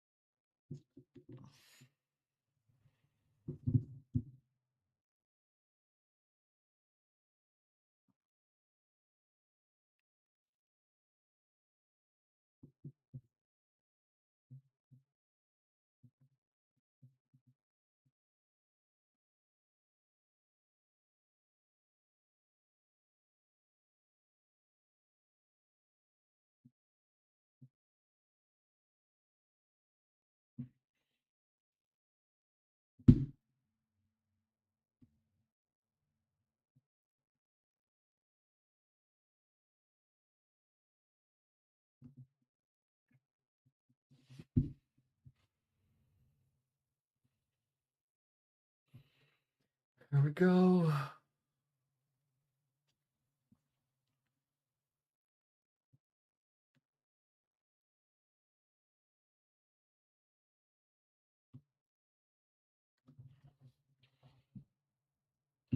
Okay, we're gonna quickly get a bit of that. Take a bit more of the white in there.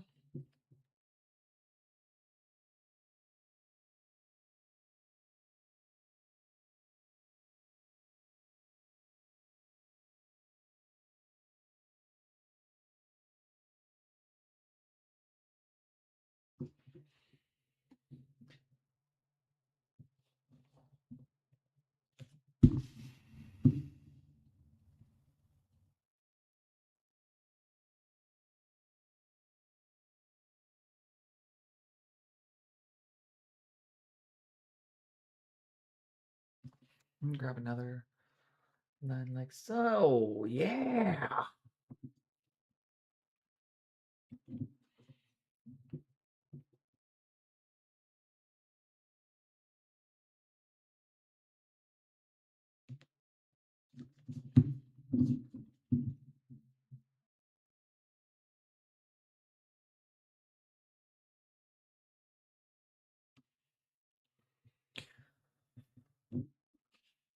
Okay. Doing the new pre-order Daughters of Cain stuff. Ooh, you excited? I am working 2 models at the same time right now. Excuse me.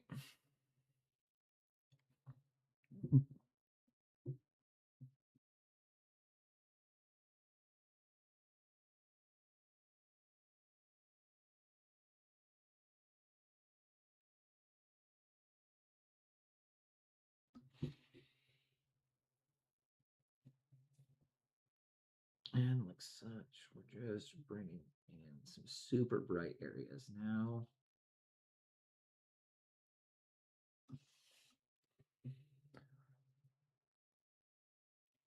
I'm getting about 320 quid over. Then we're at the single.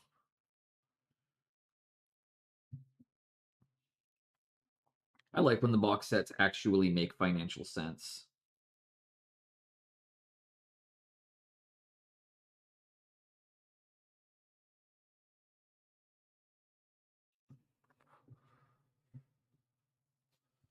I think we'll do a bit of streaming too. No worries, Pascal. We will probably pop in and raid into you then in about an hour and a bit because I got a bunch of stuff I have to do. We're going to keep it pretty short. Mondays are usually a shorter day for me. So we'll probably come and see what you're up to in around about an hour and a half. So I hope you have some fun. And yeah, I want to see that. I want to see you finish this piece up. I know what it looks like. I see where you're going with it. I like the use of the yellow. I kind of like your if you're still there, yep. Excellent. Really like that kind of atypical color palette you've been using. So yeah, if you're still up at that point or you're still going, we'll pop in and see what you're up to. But wish you fun and I hope you have a great day.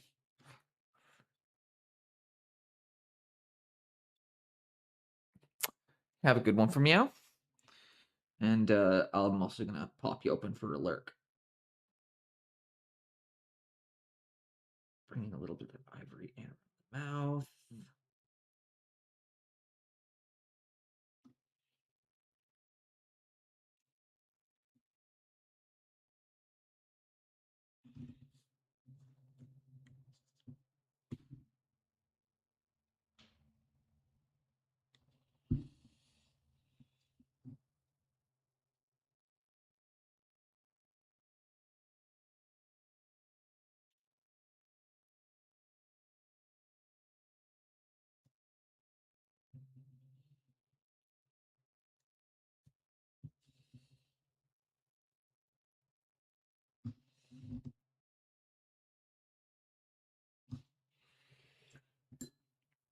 These paintbrushes are really nice. I'm having a lot of fun with them. It's always nice when somebody asks you to review a product and it's actually just a good product. Makes it a lot easier.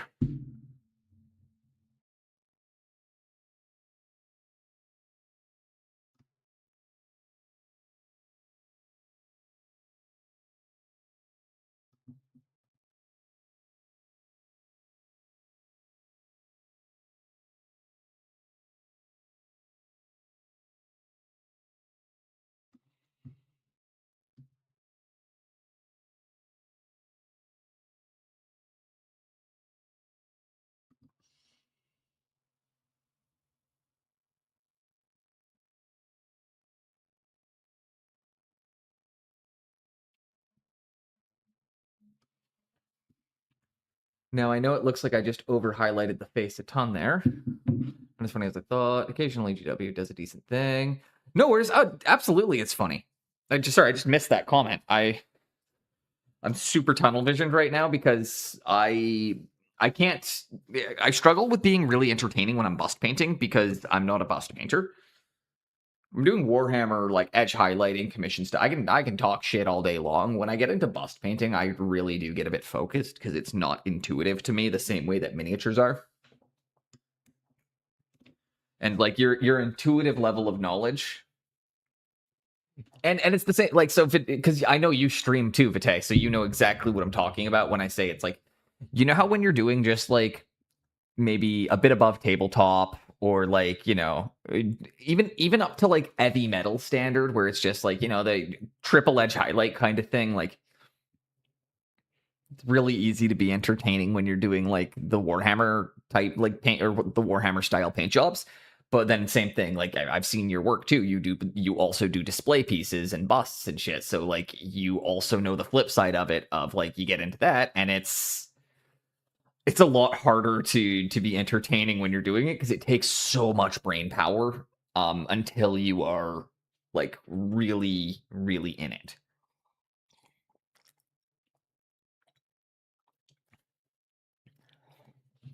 And that's why I think that's why I'm saying it that way, is because it takes no concentration for me to do Warhammer.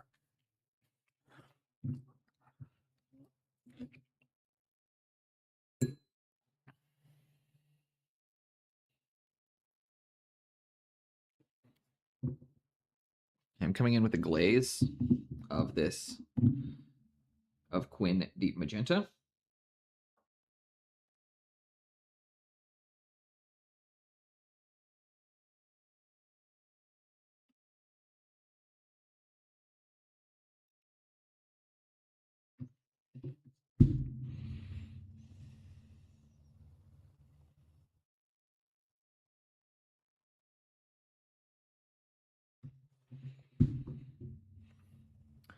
Start putting the Nerglens to bed. Be back in a bit. Take again. Real life always comes first. Not a negative of Warhammer models easier. They're just very well designed for it. Exactly. Warhammer, it's dude, there's nothing wrong with Warhammer. I love Warhammer. I paint Warhammer. I don't necessarily, like, 40k isn't really my thing, but that's because I like fantasy better. But I love Warhammer. I think they're king of miniatures for a reason. You know? They didn't get to their position by having a shitty product.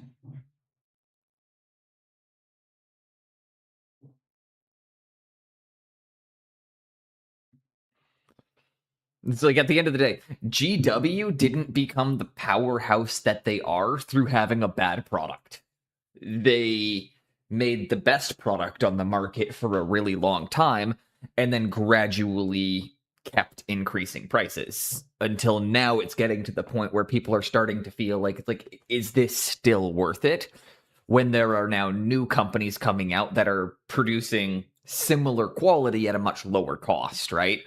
But back in the day, that was what GW did. They put out the best product at the best price.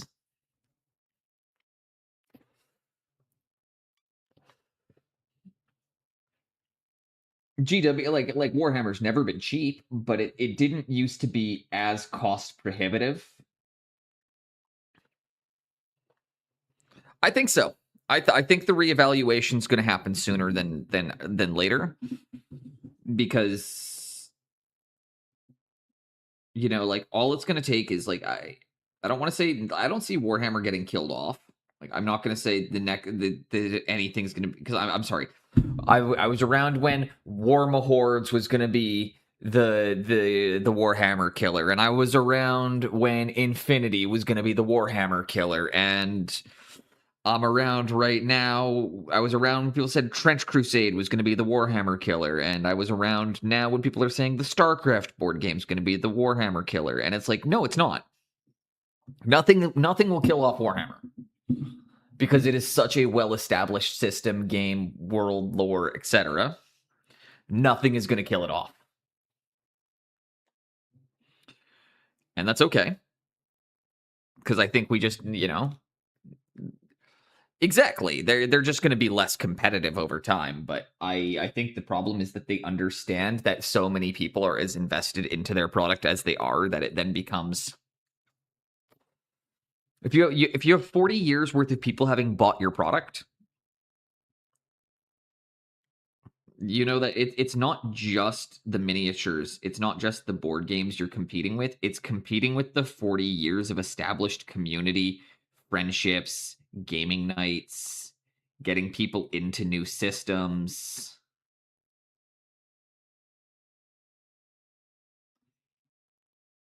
Oh, just got a buzz. I think Pascal just went live. I'll give him a quick lyric.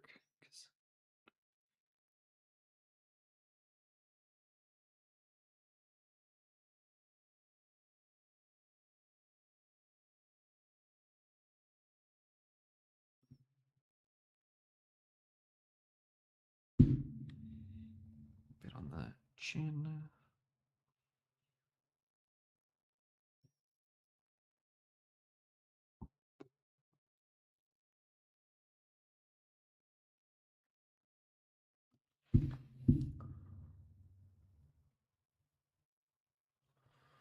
They're never going to capture the pure painters, but the game exactly, and that's just it. Like pure painters move out of Warhammer, but that's something I've already noticed is that the painters start with Warhammer and then very quickly find their way out of Warhammer.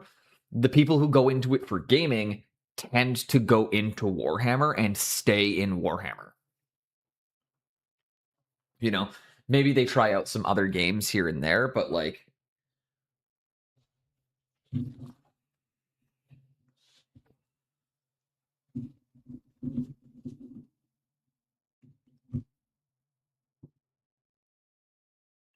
it's the same thing with video games. Like Dead by Daylight has a stronghold on the 4 versus 1 asymmetric core. Yeah, because it's not only it's because it's established with an established community, and you're always going to be competing against that. It's the same thing why every single MMO that comes out struggles is they are always going to be competing for the World of Warcraft's 8 million players. And at the end of the day, those 8 million people, they're not playing MMOs, they're playing World of Warcraft. Here's the big thing, like with streaming, I talk about this all the time, right? Like with time slots, etc., etc. I've heard people be like, oh, well, if this person wasn't live at the same time as me, I'd probably pull a better audience. And it's like, no, you probably wouldn't. It's just the truth. It's what I know about myself. It's like, no, the people who want to watch me will come in to watch me. And it's the same reason why when raids happen, you see it goes up and then back down almost immediately with everyone. And that happens in every category amongst every single thing. Boop, boop. It's just an up down. Exactly.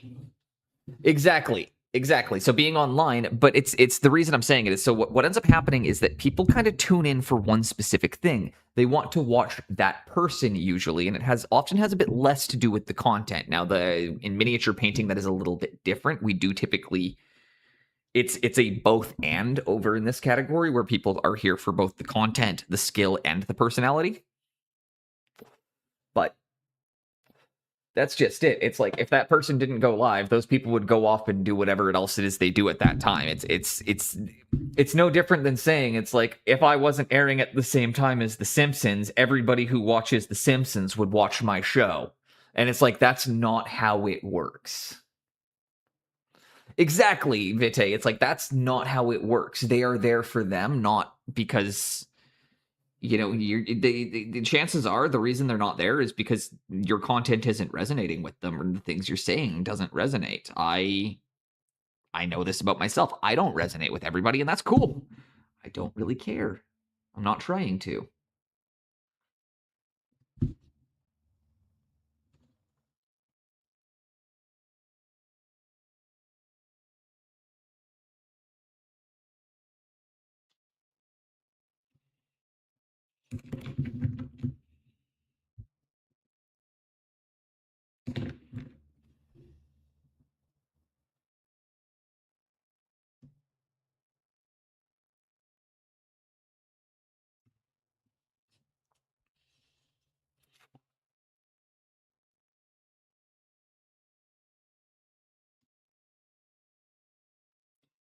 Yeah, that's just it, right? Like it's like it has nothing to do with those things. It has to do with who finds you entertaining and whether or not you are accessible at the time.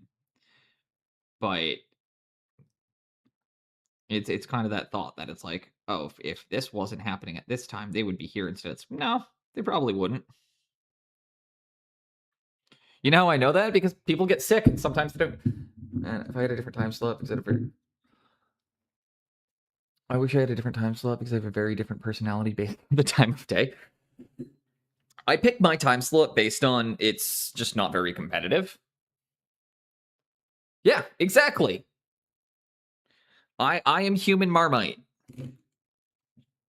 Either you love me or you're disgusted by me, and there is nothing in between. That is a great way of phrasing it, Vite.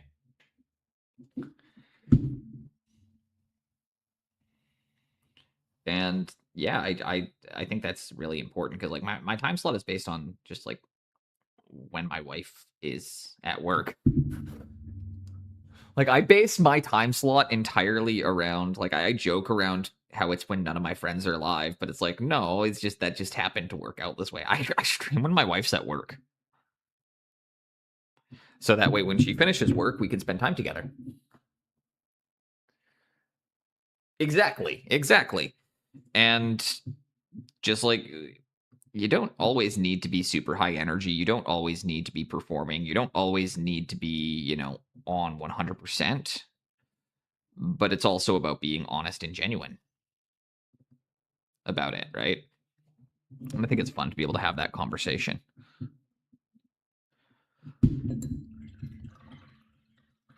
Like again, it's funny because there are performing is for performers. I'm not. I do a level of performance when I'm live. I think a lot of us do. I don't personally feel weird admitting it,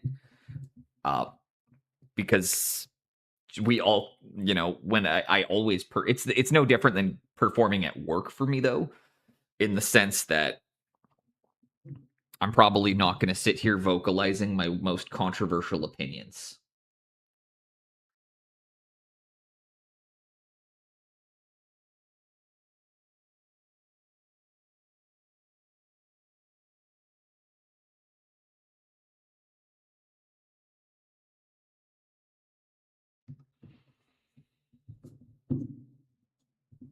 You can't be 100% into something. You should exactly. No, that's not too dissimilar though from like something I was saying earlier, which is like if you don't actually if you're not willing to argue for your belief, you don't actually believe in it. You just like the credit you get for saying it. If you're not willing to take the flack and take the backlash for it, you don't believe it. There's nothing wrong with that. Paint brands don't matter. Getting pigment on the model, absolutely, Dan. I tell people that same thing all the time. That can be a controversial take to new painters, though, because a lot of people will not get what I'm telling them. The brand doesn't matter. Just grab whatever green you like. When I'm teaching a class, I'll often say, "Okay, use green," or we're using just grab a green for this. And every time it's, what green are you using? It's like, it doesn't matter. Just grab a green paint. Which green do you like?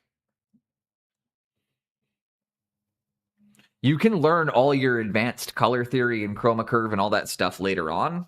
Cool. It will benefit you if as you're moving into advanced.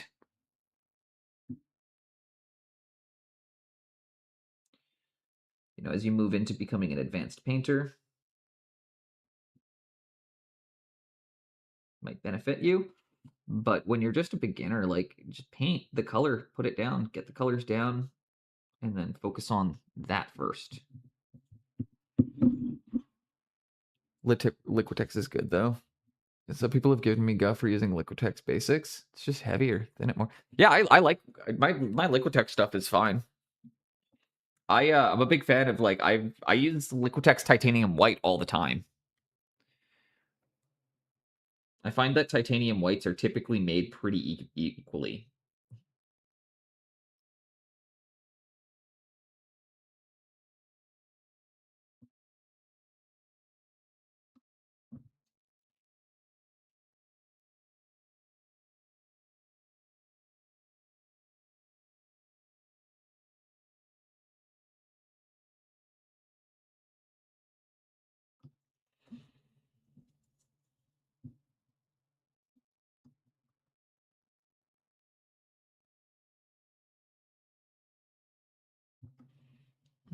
looking good. So longer than the little in fact, local text been making acrylic paint since the 50s. So they know how to do it. Yeah.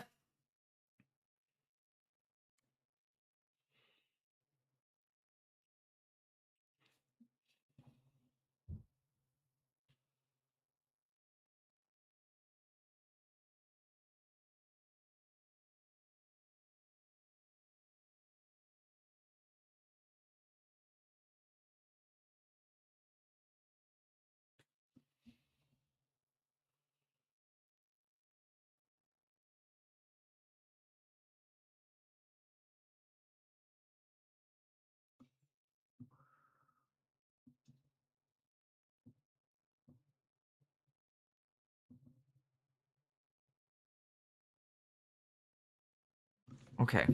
Gonna clean that brush up. I'm gonna try out the 0.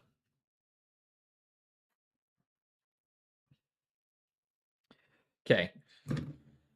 So far, these brushes are winners. These are all winners in my books, but I'm going to try out the Kolinsky 0. Ooh.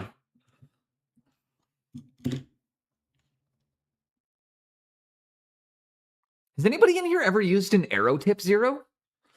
This one is a different shape. It's got a skinny side and a wide side. Dude, this is so fucking cool. Look at this. Look at this. Can you guys see that? See how it tapers? So you have, this is an arrow tip sable. It's done by Fenris Workshop. And that's so you can maintain your brush stays thinner on your straight pulse. They sent me one of these for free, man. Like, fuck. Sorry, just it is really nice. Again, I need to throw out. I'm sponsored. This is they sent me this stuff for free. I didn't have to pay for it. They wanted me to review it. I've used now 3 of the 5 brushes they've sent me. All 3 of them have been winners. We're going to test out exactly. So now we're going to test out the arrow point. I really like the shape of this one. It feels really good in my hand, but we're going to come in with a bit of delicate work and titanium white. Exactly. It's got a nice belly. We've got an ad break hitting here really quick, and then we're going to move into the real test is in a few weeks. Exactly. Exactly. Because every brush will perform well on day 1. And that's, again, you notice I'm letting everybody know it's day 1 with these brushes. This is a sponsored review. I'm going to be going over it. How does it taste? That one tasted pretty good, actually. Tasted like do you want to know something? It's Kolinsky Sable. I can tell because it doesn't taste like plastic. It tastes like fur. I'm not sure if you guys know this, but your synthetic brushes and your natural fiber brushes taste different when they're clean. And that tastes like real fur, not plastic. Just so you know.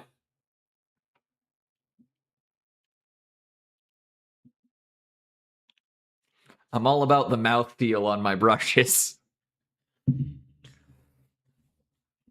Like getting your beard in your mouth. Exactly. A natural fiber brush should taste different than a synthetic brush. This is a weird thing to be talking about or like mentioning on stream, but it's true. And the massage of the gums reaching those deep grooves. All right. We're coming into a bit of titanium white. Shit. Okay, so this is very stiff.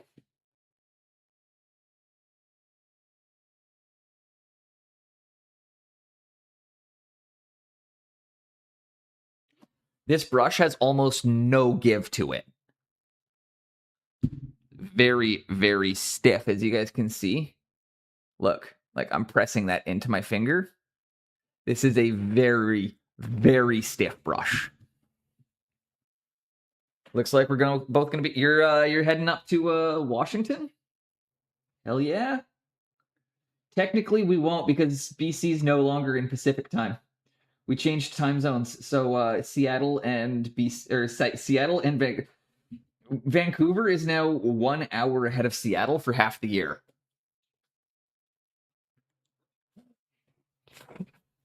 We got rid of daylight savings 2 weeks ago. Which is funny because we were doing it. We're doing it to try and pressure Washington into doing it. Our government actually acknowledged that they're doing it because they want Washington on board too, and they feel like if we do it, they might do it faster.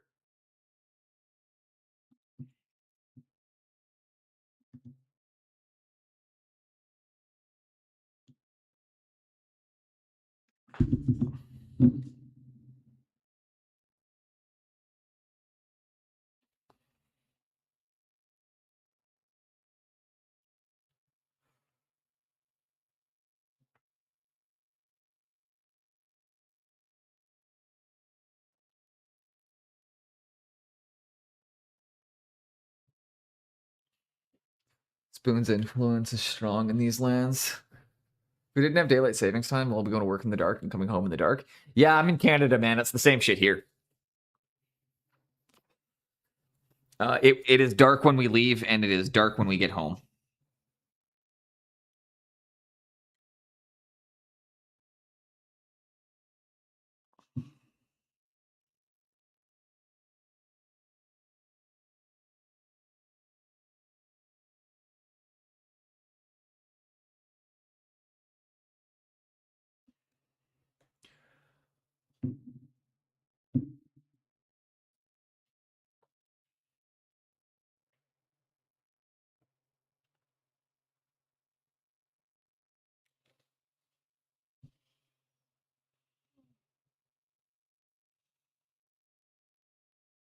Okay, this arrow tip brush is fucking awesome. Minus the fact I have one stray on it. We can fix that. Yeah, beauty. Oh, it wasn't even a stray. It was a long boy. It just clipped out. That was perfect. For a few years, I didn't see daylight. We were working. It was awful. I was a graveyard worker for a long time, so I do get that one too. It took serious toll on my health. It took me about 3.5 years to be able to be on a normal schedule again.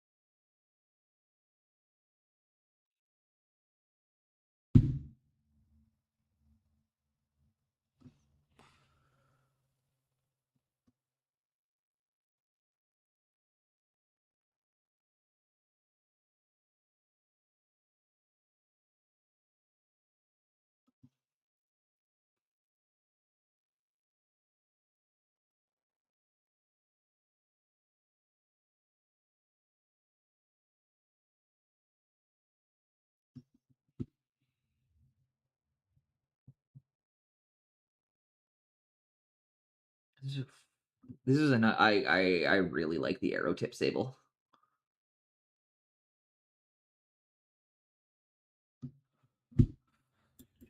Really like this arrow tip.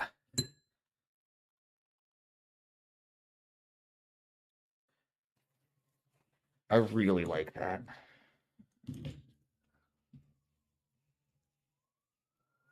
And like, look at the nice big belly even on the zero. I want to show off their zero versus how a Vallejo zero looks.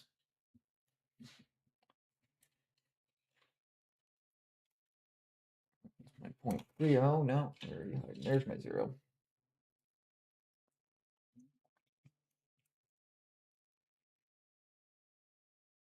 Look at the difference in belly length or in like bristle length, everything. Like it's just structurally looks a lot better.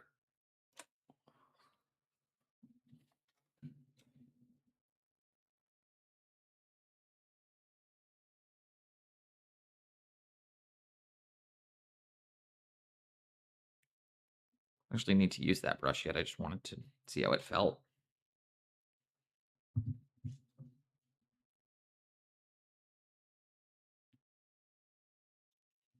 The protector back on that looks similar. Yeah, that's what I would compare it to. That would be the most comparable thing that I've used. I don't know what the price. I don't know because again, these were a review copy, so I do not know the price on these. But I would say that they feel similar to that. Other than these have a really, really good spring, or the size 1 has a really good spring to it.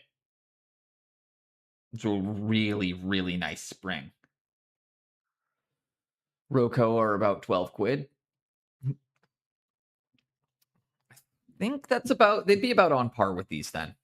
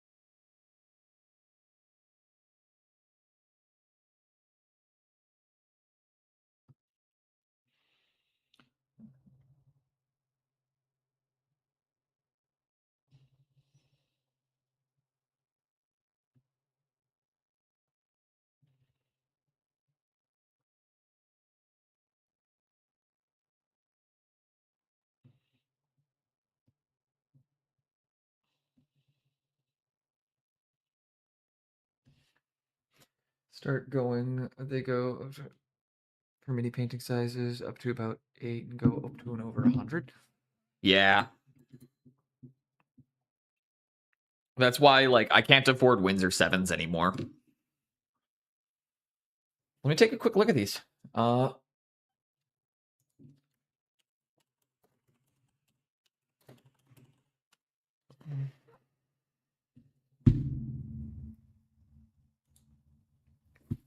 Oh, they actually carry Rosemary Co. too.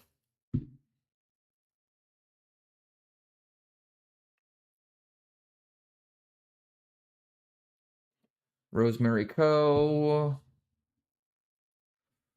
Artist Opus, other synthetic brushes, Mr. Hobby, Citadel, Da Vinci. These haven't launched yet. Holy fuck. At least I don't see them listed on the website here. Fenris Workshop.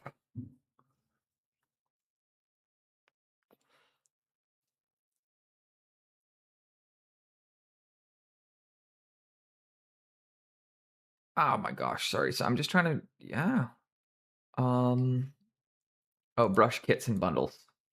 I'll check if it's in there. Because they did send me a little bundle.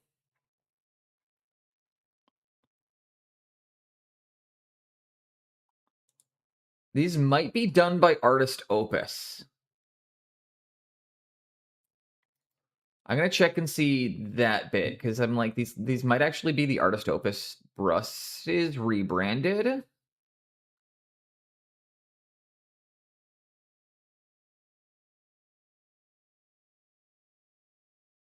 Very small deluxe Kolinsky Sable.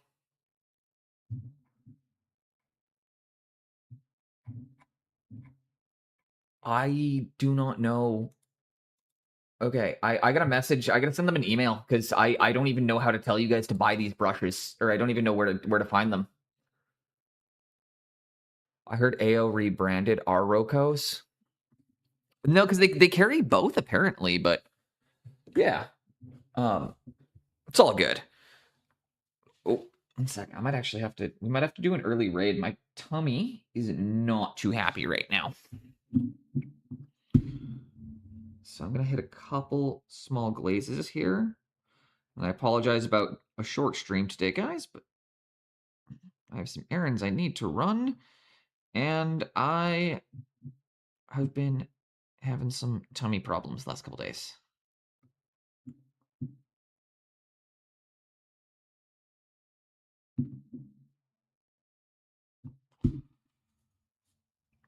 So with that, I'm going to slap that coat down. We're going to let that dry.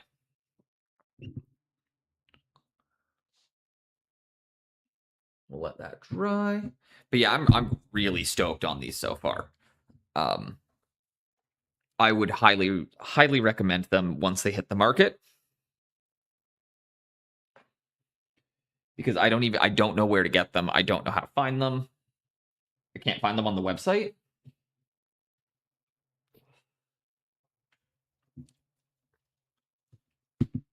And yeah, I just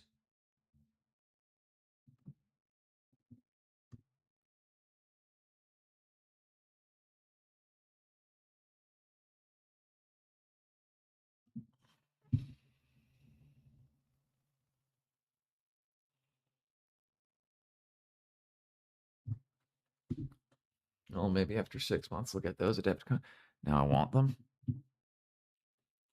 I'm gonna be honest. The way I've been getting a lot of the stuff, Squeezy, is if there is a hobby company that I really like, if I like their products or whatever, and I've purchased things from them before, so I have some understanding of what the customer experience. That's a key point.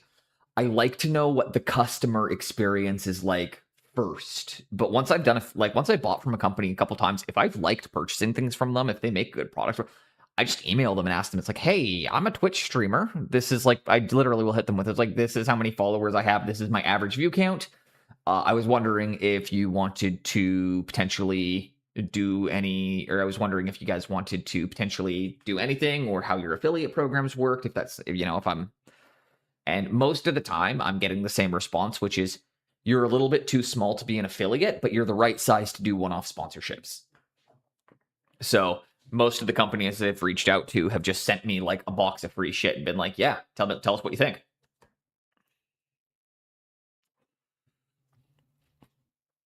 But yeah, I wish I could say there's a trick to it, but I just ask for free things, and sometimes I get them, and other times I get told no. And that's kind of my stance on it is, what's the worst? They tell me no? Cool, they can disqualify me.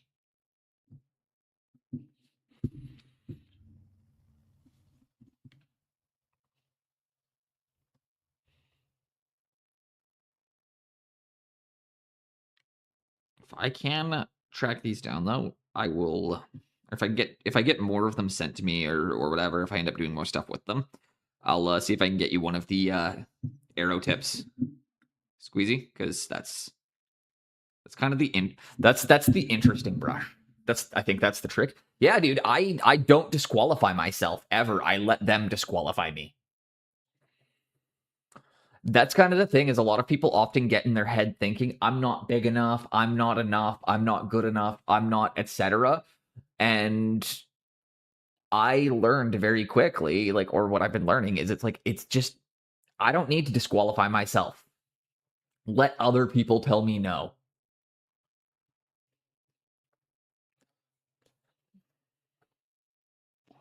And believe it or not, most hobby companies have not disqualified me. Most of them have said that it's you're not a bad size to do some one-off stuff with. There's a saying in Northeast English where I got shy barns get nice sweets. Yeah.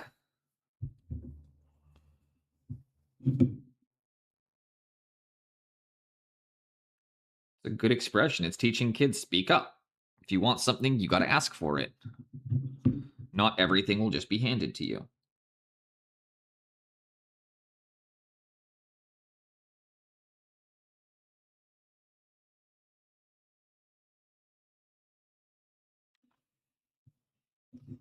I'm sorry, I put that one in to frame, despite the fact this is what we're working on right now.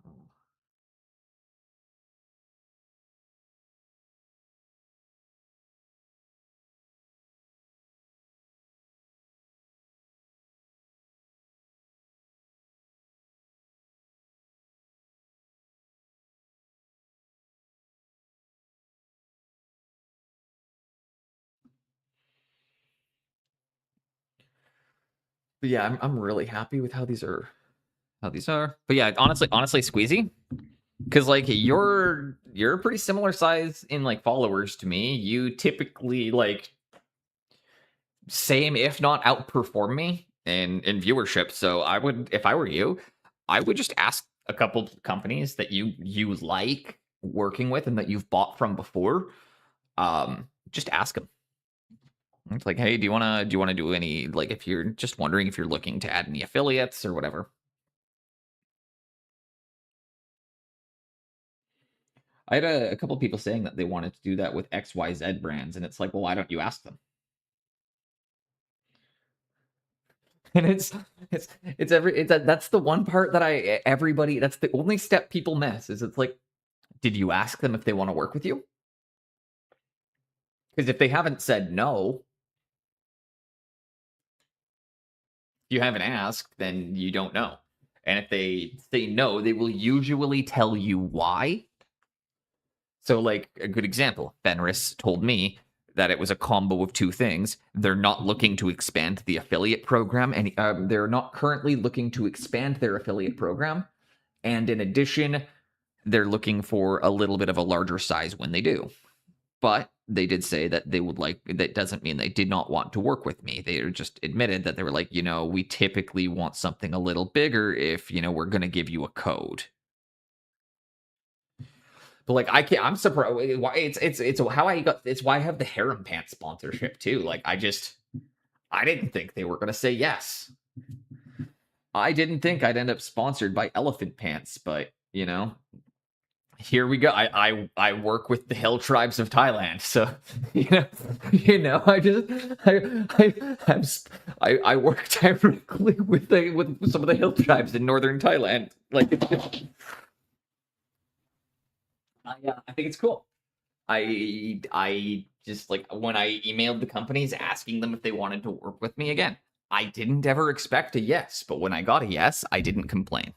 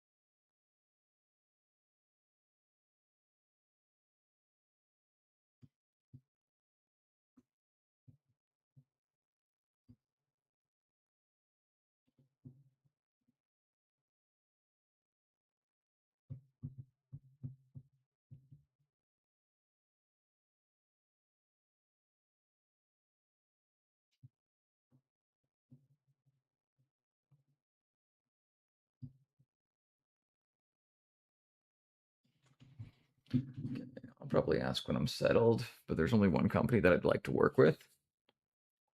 Procryl? Outside of that I'm a bit, man. You're great. What are you talking? Dude, you're a good painter. Cuttlefish? Honestly, like you're a good painter. You're a good entertainer. You have a consistent core audience. You hit the, I'm not sure if you know this, Squeeze or Easy, you hit the 3% mark, which is insane. Average Twitch viewership is 1 to 2% of your follower base. Anything over that is considered really good. If you're in the 3 to 4%, you are in the astronomical. Like that's not, just, again, little things to consider. You average 4% viewership. Or between 3 and 4% viewership. That's fucking insane.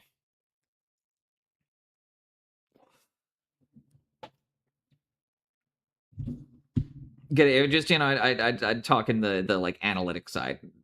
Is, if I were a miniature branded company, you are exactly like the right demographic of a mid-sized streamer, especially because it's like you were fairly brand safe, good core audience, you attend tournaments, you're very involved in the community. He was at Adepticon.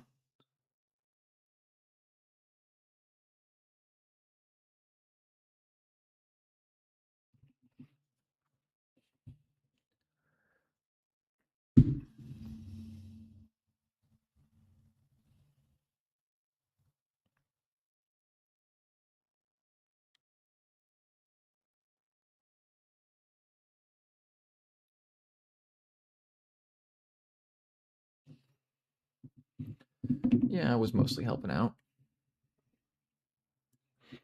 But yeah, just again, it's why I say we often disqualify ourselves first. But if I were just speaking honestly, you are absolutely the kind of person I would be looking for in a brand partnership. So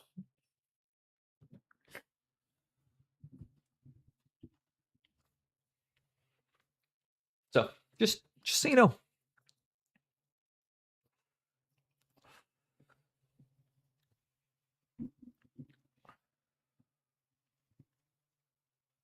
Fingers crossed for you, easy.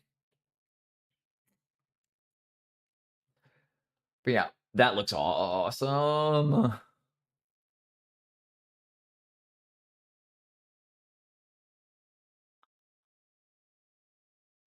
That's actually getting really close to what I want it to look like.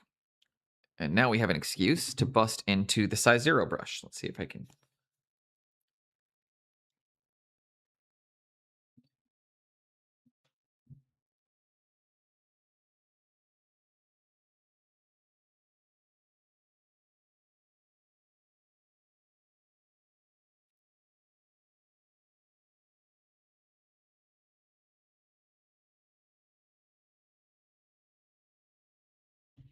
Okay.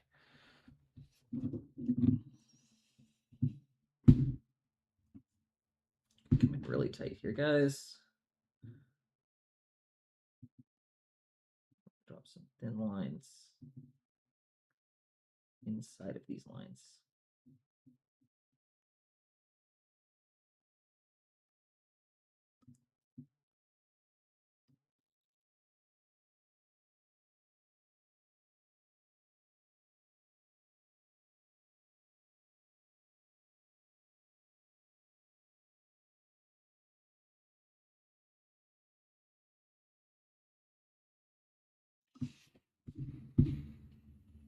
Also, don't know if you've been to Adepticon, Fort Rappel. I did not know that, but that's probably where I would end up, because Wapelius is the fucking man.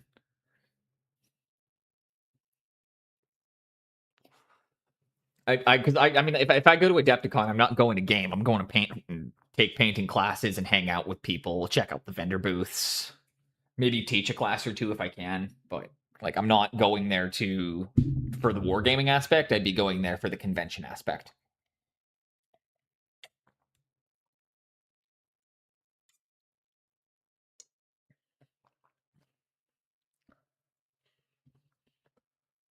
And there we go.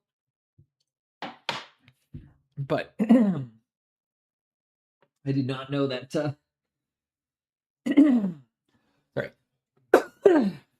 I did not know, because I've not been to Adepticon before. I wanted to go. I was planning on going this year, but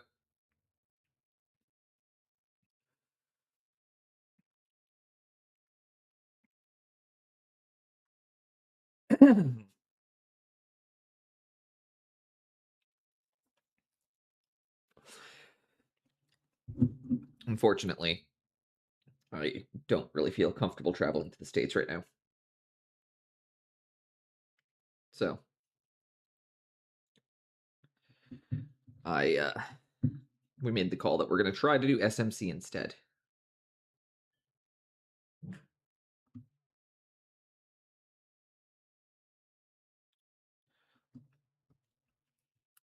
Doubt I will ever go. I'd really like to go to Adepticon.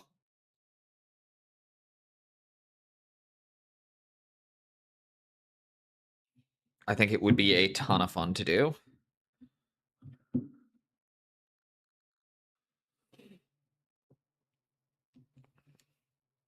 You're going to try and go to Fen next year? I don't know which one Fen is. My goal for next year is RoseCon, just because it's like a small independent one, and I want to try and support them in becoming a bigger thing. So if I can, I'm going to try to fly out to Wales next year.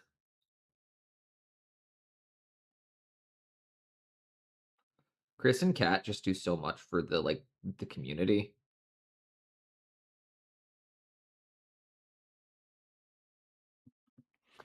Like anybody who knows, like they do so much for the community that it's like even being in North America, I want to try and support them. Is that the UK, one of the bigger painting events? Ooh, that'll be fun.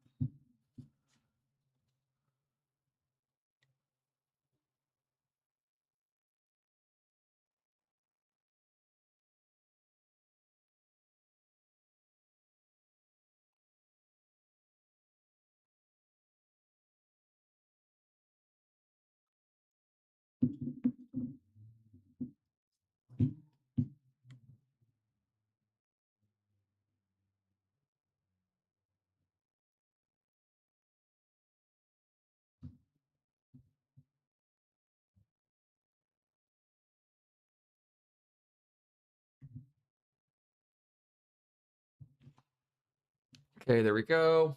I don't want to go to the gaming event as I don't really play. Yeah, that's kind of how I am too, because I don't play either. I paint. And I love that the people who just do the painting now are becoming more of like we're not the weirdos anymore.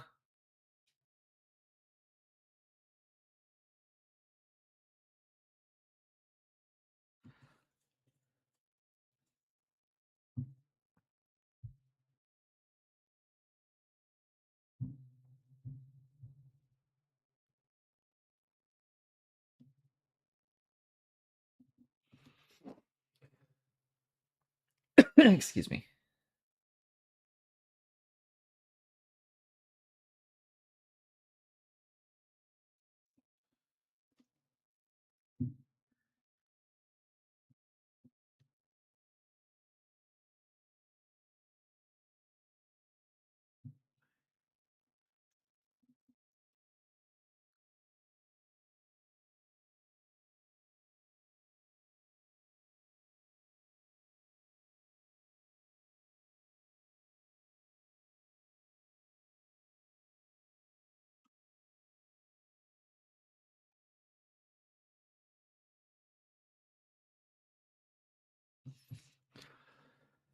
There we go. I did like that Monument and Resin Beast did their competition. What competition was that one, Dan?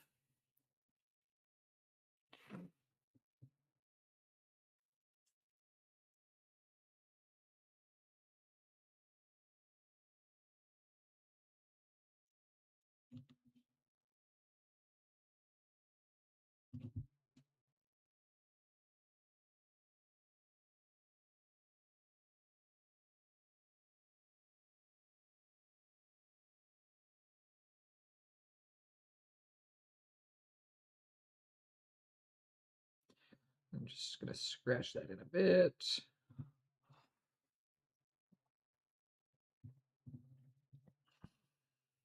A bit on this here. Gonna stipple that.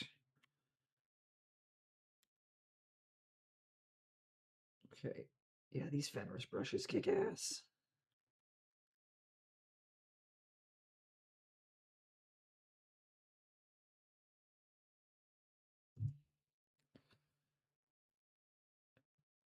Got the bit of glow on the hood. Minis' art celebration presented by Monument Hobbies. That sounds fucking awesome.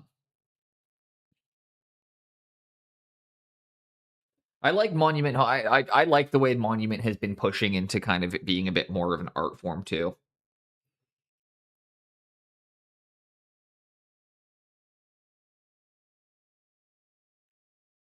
Monument kind of really did a lot to kind of get this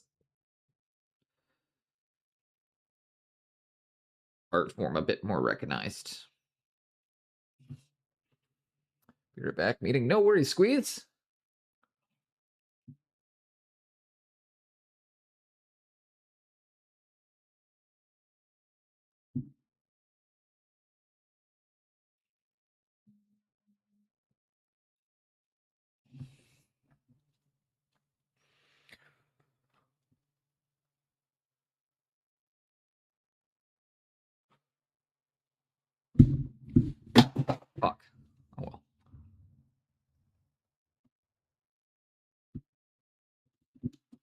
We're really going to push intense with the lighting on the one side here.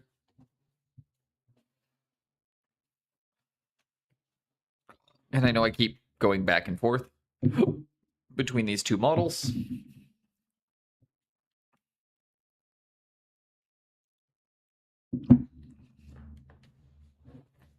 But I see where I just needed to use some.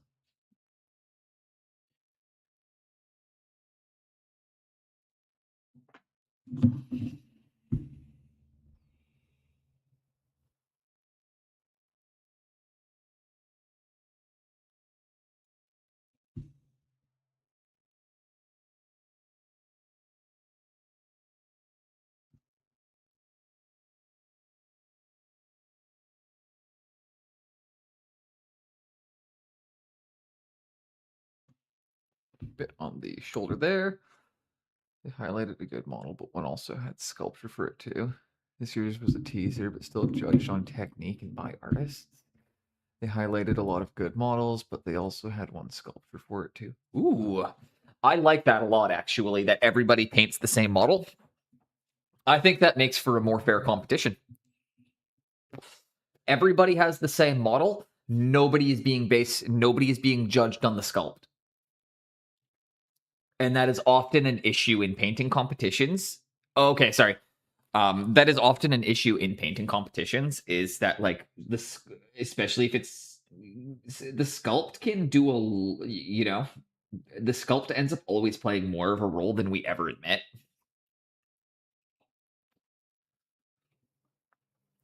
So I especially in like competition pieces, not that it's like gonna be the thing that makes or breaks you, but I do like I've seen a couple painting competitions where everybody had to paint the same model, just that a sculptor submit. Oh, okay. Yeah, I've done one where everybody had to paint the same thing, to remove the factor of like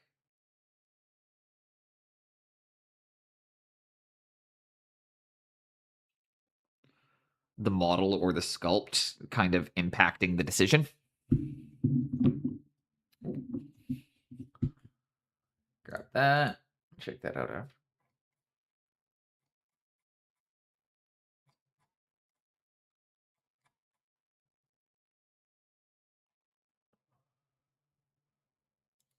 All right. All right. I'll compete. All right.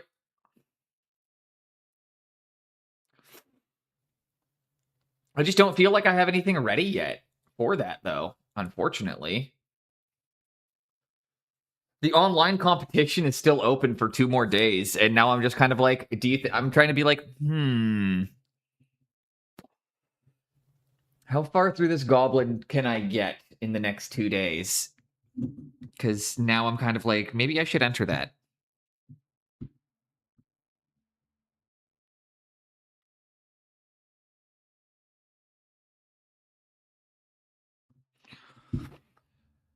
Damn it, Dan.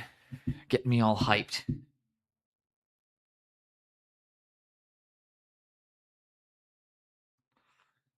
Get me all excited. Oh, maybe I should do a competition to prep a bit, you know?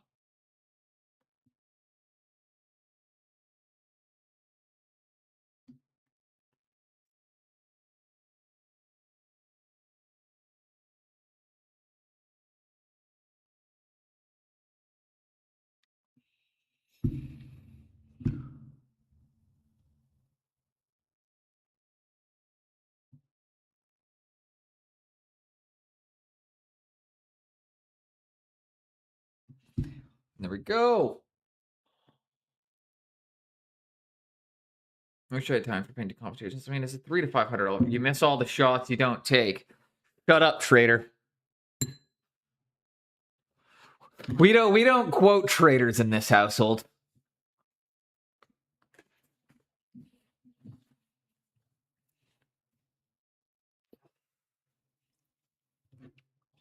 Gift card to Monument Hobbies. That's cool. Monument Hobbies owns Pro Acryl.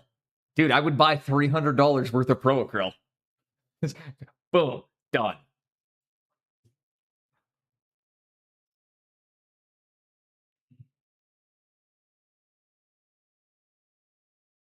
For anybody that doesn't know, Gretzky has become an extremely contentious topic in Canada. Which is why that's the quote there is the you miss 100% of the shots you don't take. It's a Wayne Gretzky quote, but Wayne Gretzky is a very contentious person and is regularly referred to as a traitor now. Not widely liked in Canada anymore.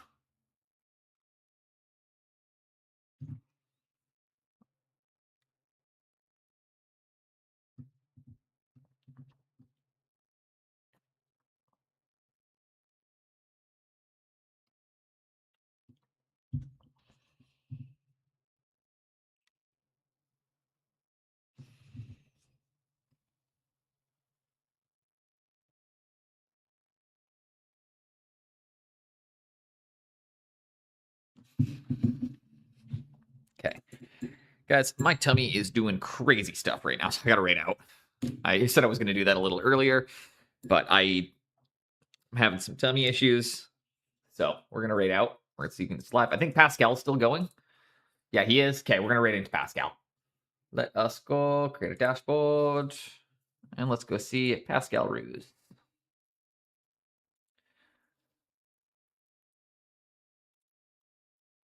Because my tummy don't feel too good.